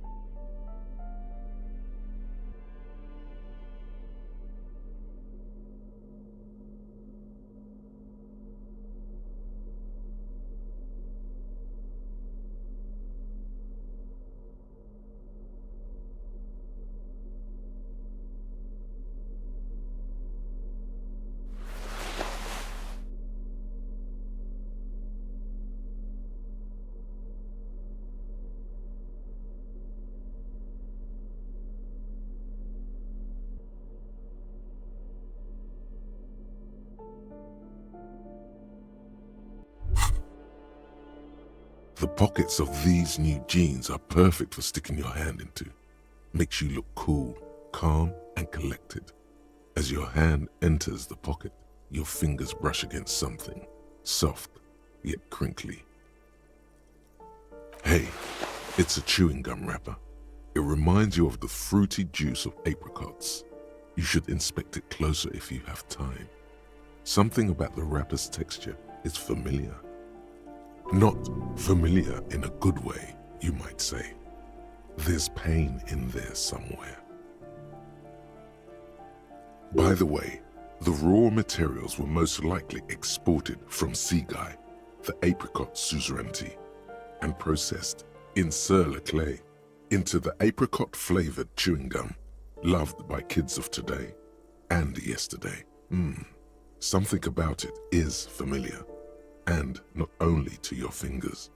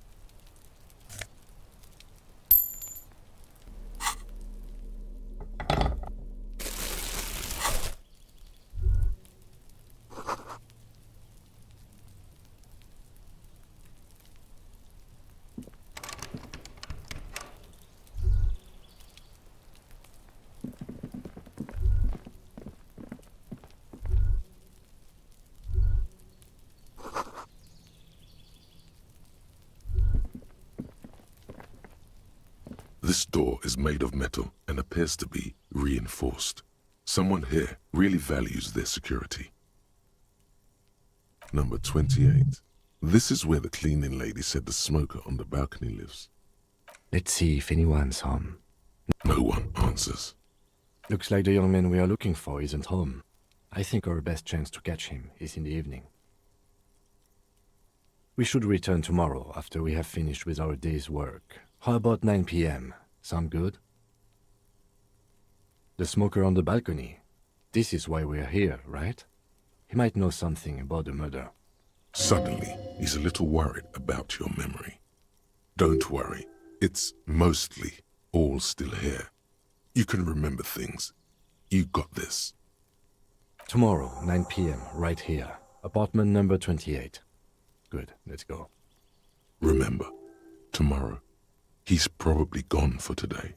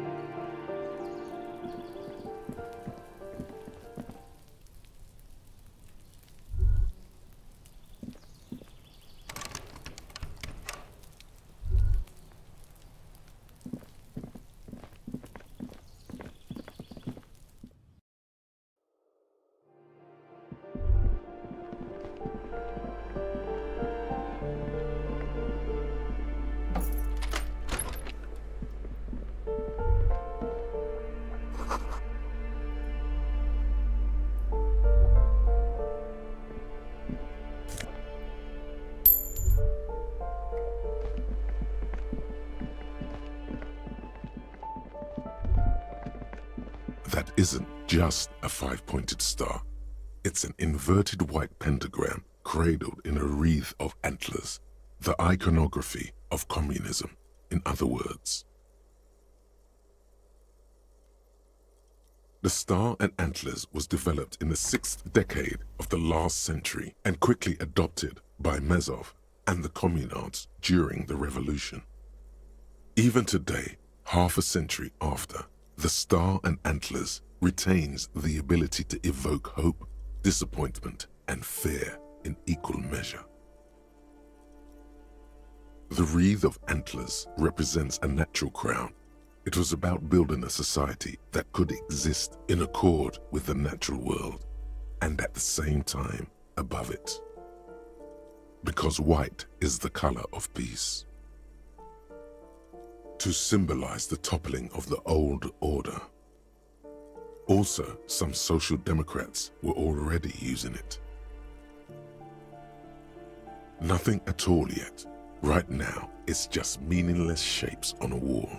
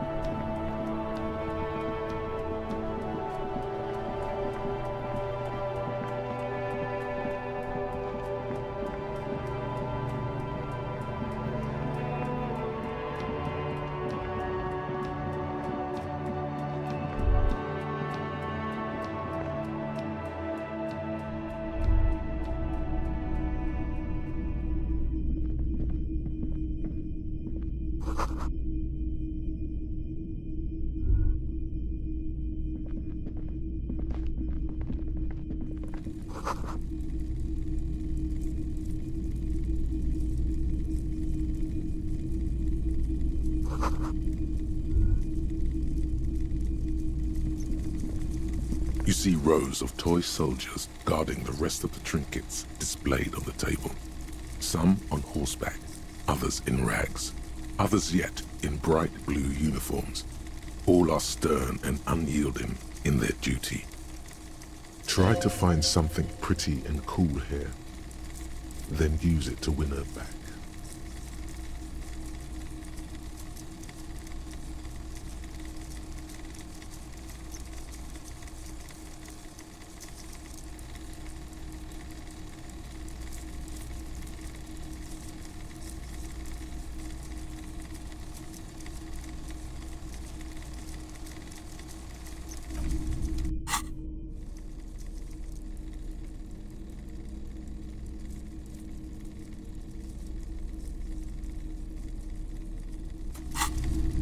You see rows of try to find something pretty and cool here, then use it to win her back.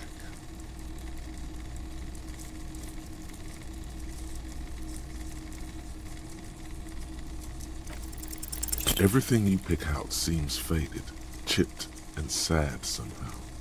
Most of them are just broken toys. Big men on big horses, clad in lamella armor and carrying flintlocks. The kind that would mow down a line of enemy soldiers in the blink of an eye. Franco-Nigerian knights. I used to be very serious about these guys. A long, long time ago. They're not all blue. These figurines also wear gold coats and caps, complemented by orange trousers. They are variously posed, wielding swords and rifles with bayonets. This is what the loyalists looked like, yes, at first. Then they wised up and got camouflage. Which one? Ah, Royalist soldiers from the time of the Revolution. The uniforms are painted a bit too brightly, I suppose. This set of soldiers isn't meant to look impressive. A few have rifles, but most of them carry pistols. Some even shovels and tall sticks. You're probably talking about the revolutionaries, yes? Yes, they are soldiers, revolutionary soldiers. I think their poverty has been exaggerated for effect.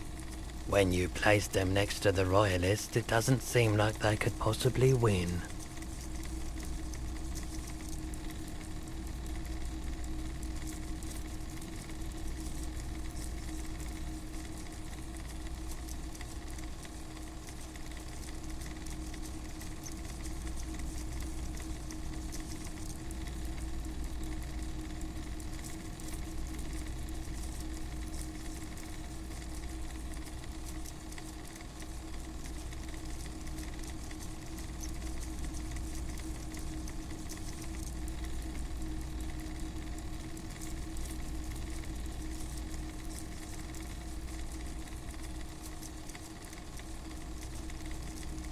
Maybe.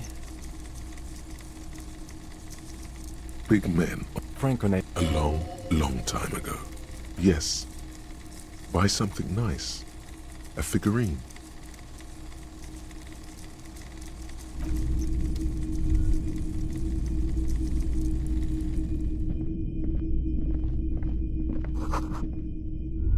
A typical Martinez streetlight sits among assorted floor and table lamps. Yes, officer. As you see, it's in perfect working order. The light pole has been carefully cut, and the wiring has been redone and attached to a standard indoor plug. The light buzzes faintly, but persistently. This would make quite a statement in your living room.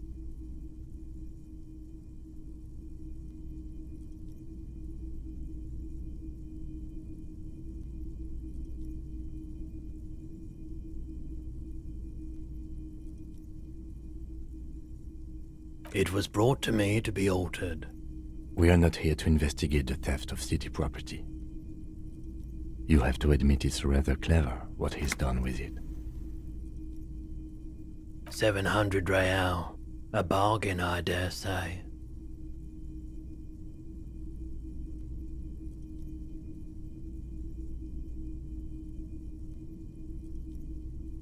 Hey, I don't know where it came from, but it's not every day you get to buy and sell something so extraordinary.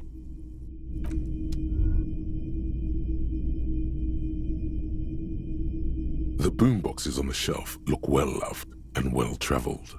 Chipped, dented, they stare at you with the unblinking eyes of their tape reels. One especially catches your eye. Deep gold and amber plastic with a big old handle on top. A classic boombox that says, Stereo 8 approved. This is you. Golden orange. A sunset suite. Just make sure it works before you buy it.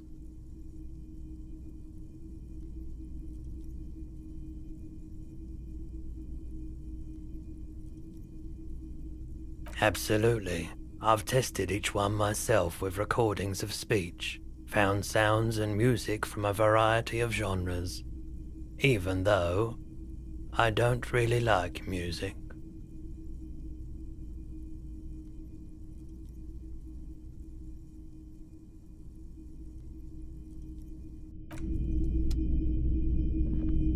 It's not often that I see officers from the RCM in my pawn shop.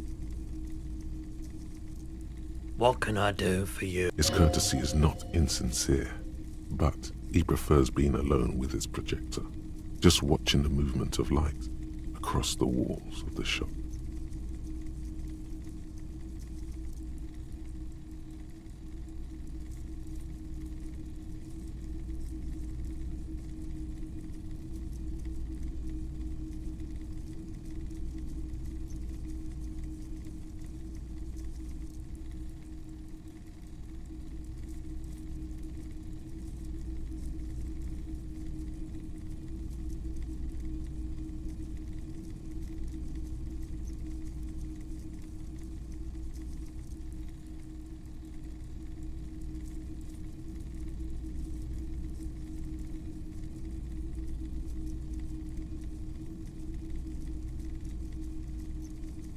Oh no, not at all. I guess I haven't had many customers lately. RCM or otherwise. Who are your customers usually? All kinds of people come through here. Locals, travelers, people looking for a deal, people looking for a keepsake. As you can see, I have a wide selection of goods for everyone to choose from.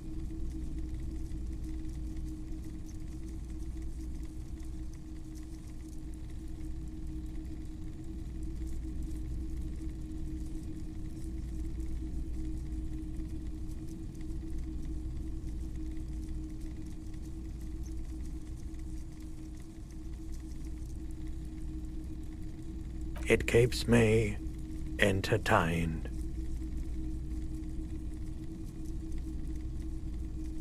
Entertained? He might be high. If he is, on what?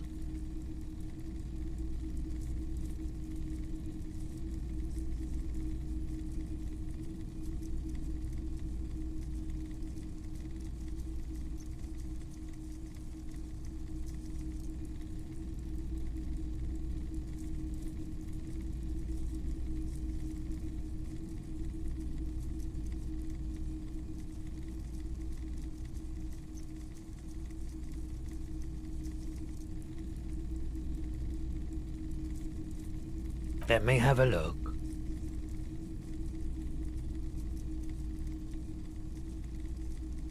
Anything else you're thinking of selling?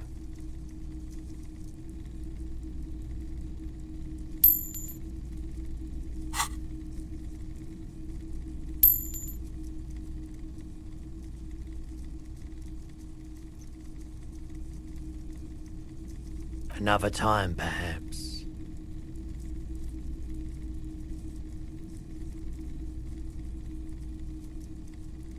Sure, let me have a look. I'm not purchasing any more clothing at the moment. Another time, perhaps. Someone else came here earlier today asking the same question. I promptly sold her the gun you pawned a couple days back.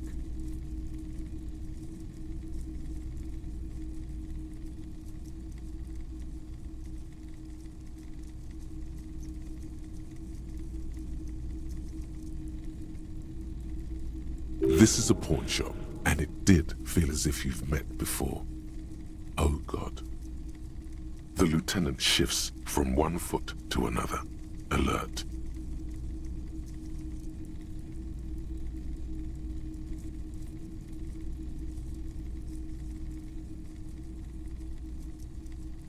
She didn't seem like a policeman, although she kept referring to herself as a pig, which was odd. I found her interest in the gun a bit obsessive, but I was just happy to get rid of it, and of her.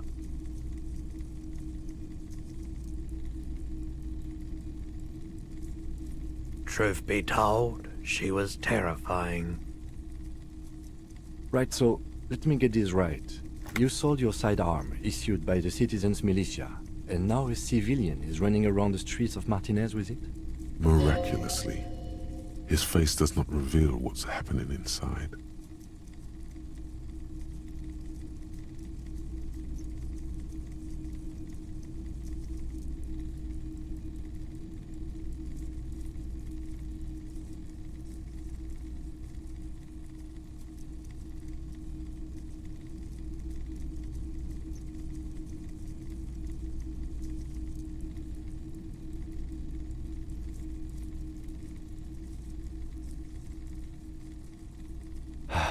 Yeah, it's not good. I do hope we manage to clean this mess up somehow, while also keeping our focus on the murder investigation. This mess, he means your mess.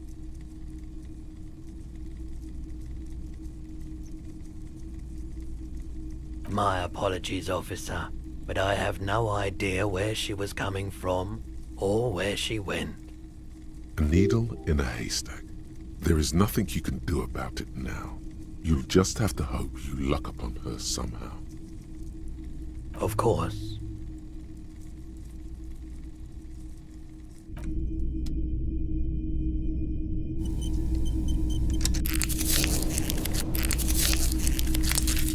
Hello again. How can I help you? Sure thing. Sure, man.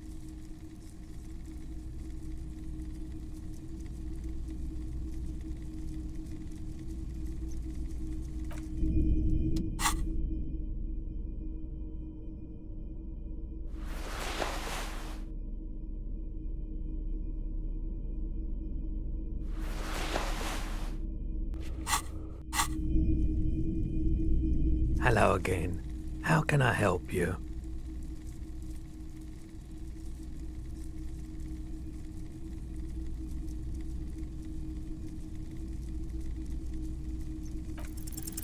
Feeling warm and enthralled by the movement of light, while the mind continues to race forward? Lucky bastard. He's probably on Perolidon. It's tough to come by on the street. A drug developed by the military to treat and prevent radiation sickness.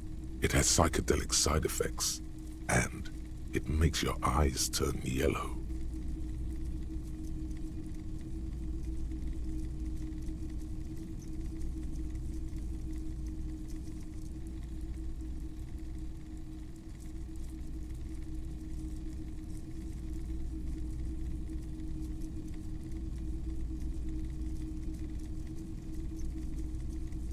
Why on earth? These are prescription. I can't really see without them. There's a note of indignation in his voice. Interesting.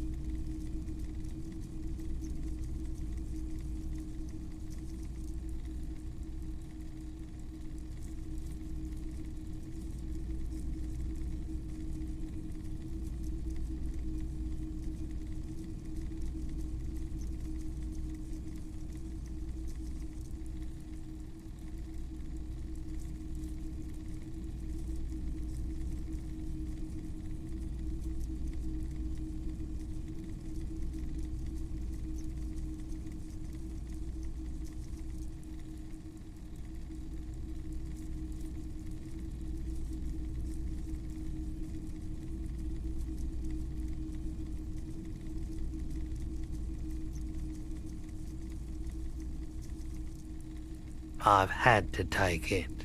You know, since the People's Pile clean-up. I was with the Emergency Relief Brigade.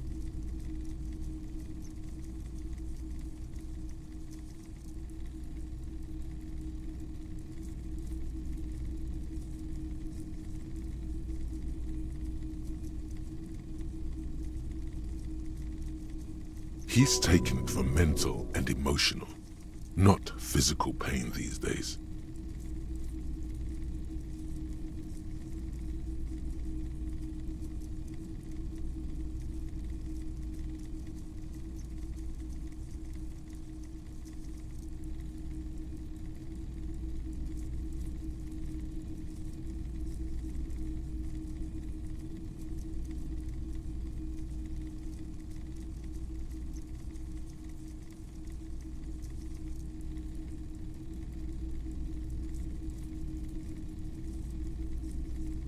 The clean-up happened 15 years ago.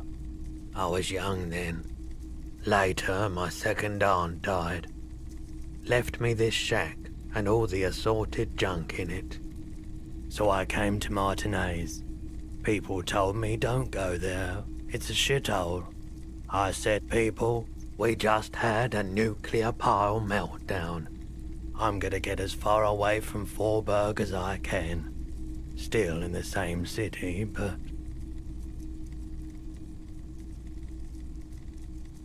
There's a reason why everyone's tried to forget any of it ever happened, and why no one has tried to repair or replace the pile.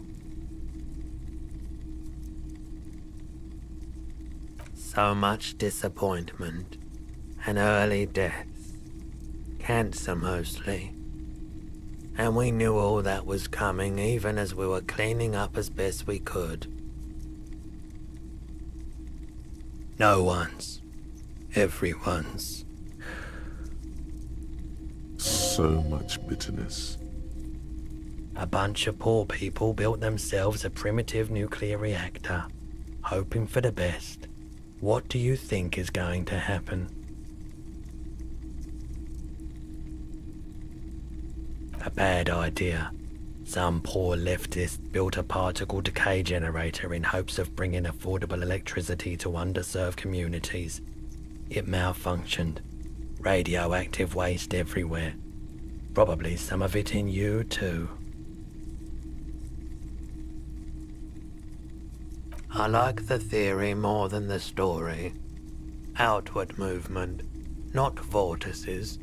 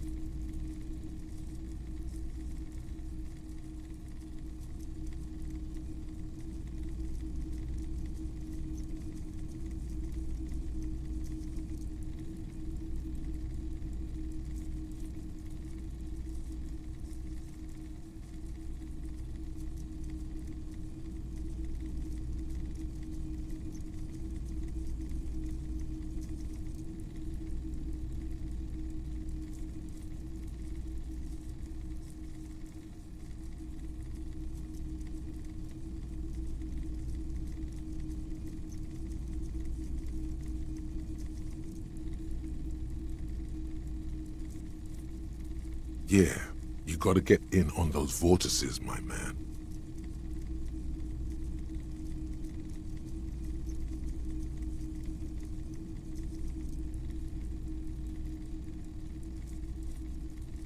I doubt it, but I can try and answer any questions you may have.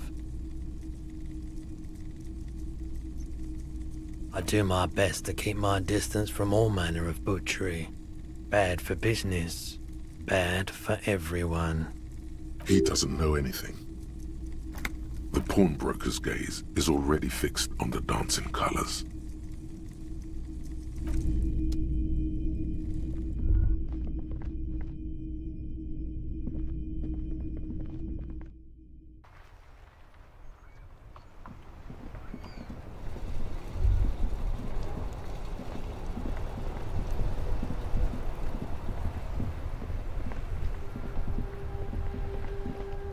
Hello again, officer. How are things?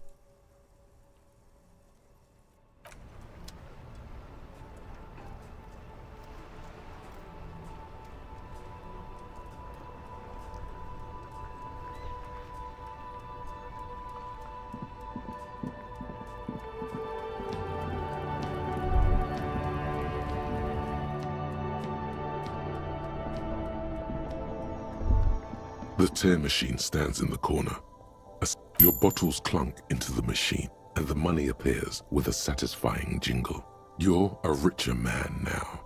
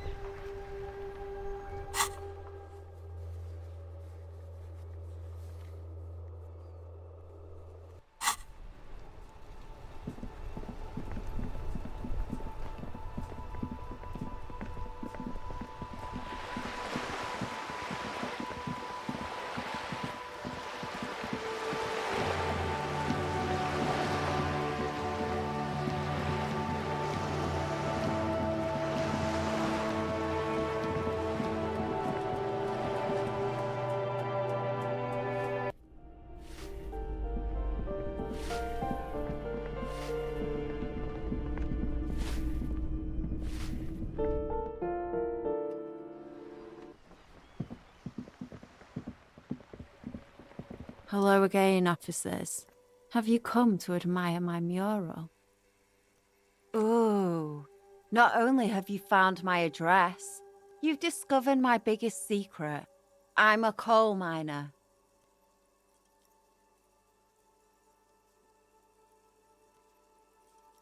It doesn't have to do anything at all. Nothing does.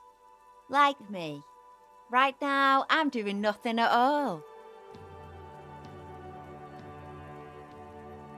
Yes, I keep hoping a shaft will collapse on me, but somehow it never happens. Does anyone in a city like this? Shoot, Piggy. It's what you do, isn't it?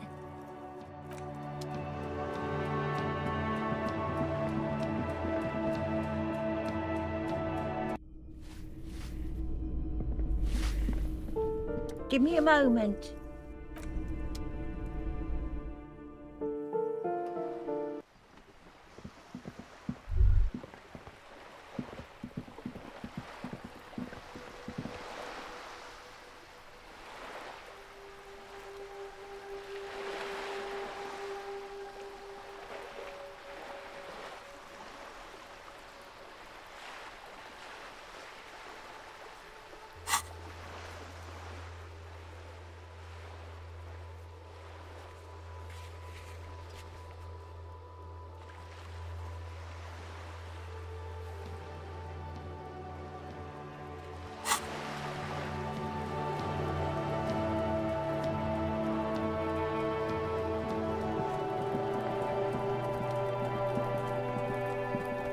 Trying to sneak up on me.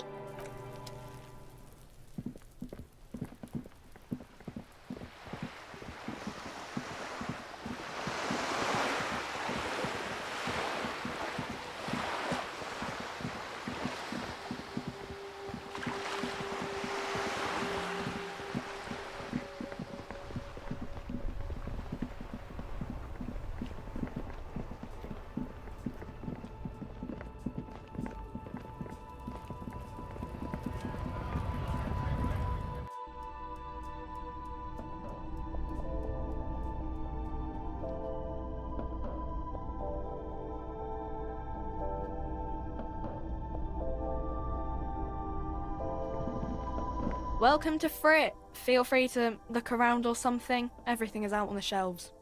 What's that magazine she's reading? I don't know. Frit? A 7 to 11 grocery store. I think they think that the extra T makes it funkier. It doesn't. The story goes that normal Fritta with 2 T's, a men's workwear shop in Vredefort, was already taken. So when Fritta Retail Inc. grew into a multinational corporation, they had to add an extra letter to avoid trademark infringement.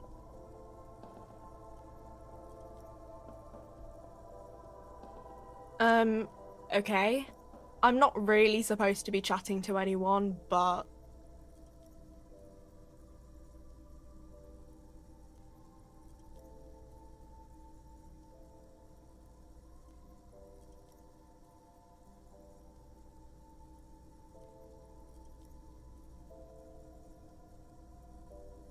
A warehouse? I don't know. Maybe. I don't really care what Frit does.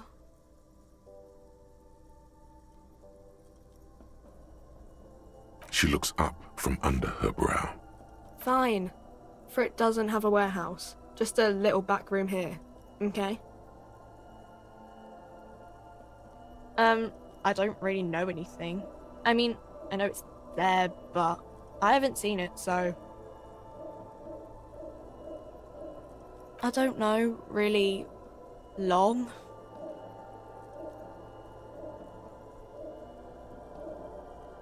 Not really.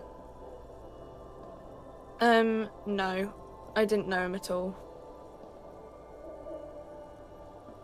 I don't know. No need to worry. It's just standard procedure for us to ask around. If you hear anything, let us know, okay? Okay. Uh-huh.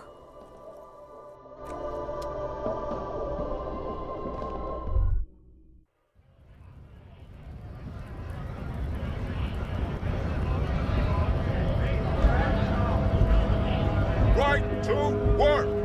Right to work! Shame on you! When a bunch of ungrateful, lazy cockroaches can't get their act together, decide to block honest work for other people. Beats me. They mumble nonsense about boardrooms and workers' rights, while we have the right to work! When the man moves around, you perceive some serious abs underneath his tight-fitting shirt. This man is in shape. There's something odd in the way he carries himself. His set of clothing looks vaguely mismatched. The different pieces of the attire seem ill-fitting.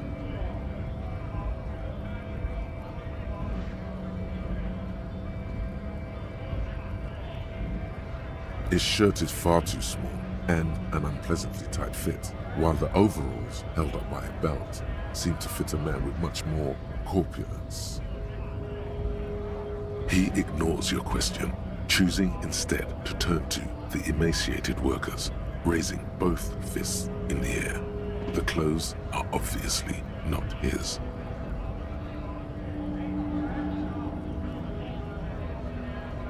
Silence is the answer. There's something off here, but he won't say what. You've been talking to him for quite a while now. Something is off with this guy. Ask him where he's from. What's it to you?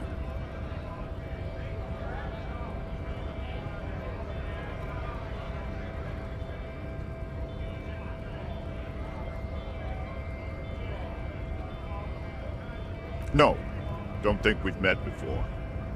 I came to help out the people.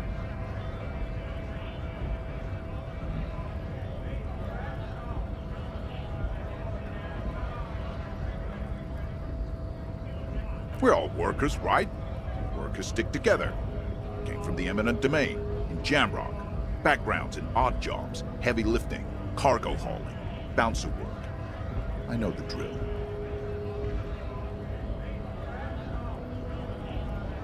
Worked at Territorial. Ring a bell?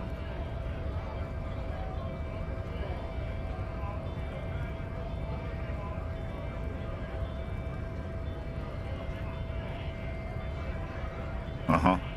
It was a long time ago.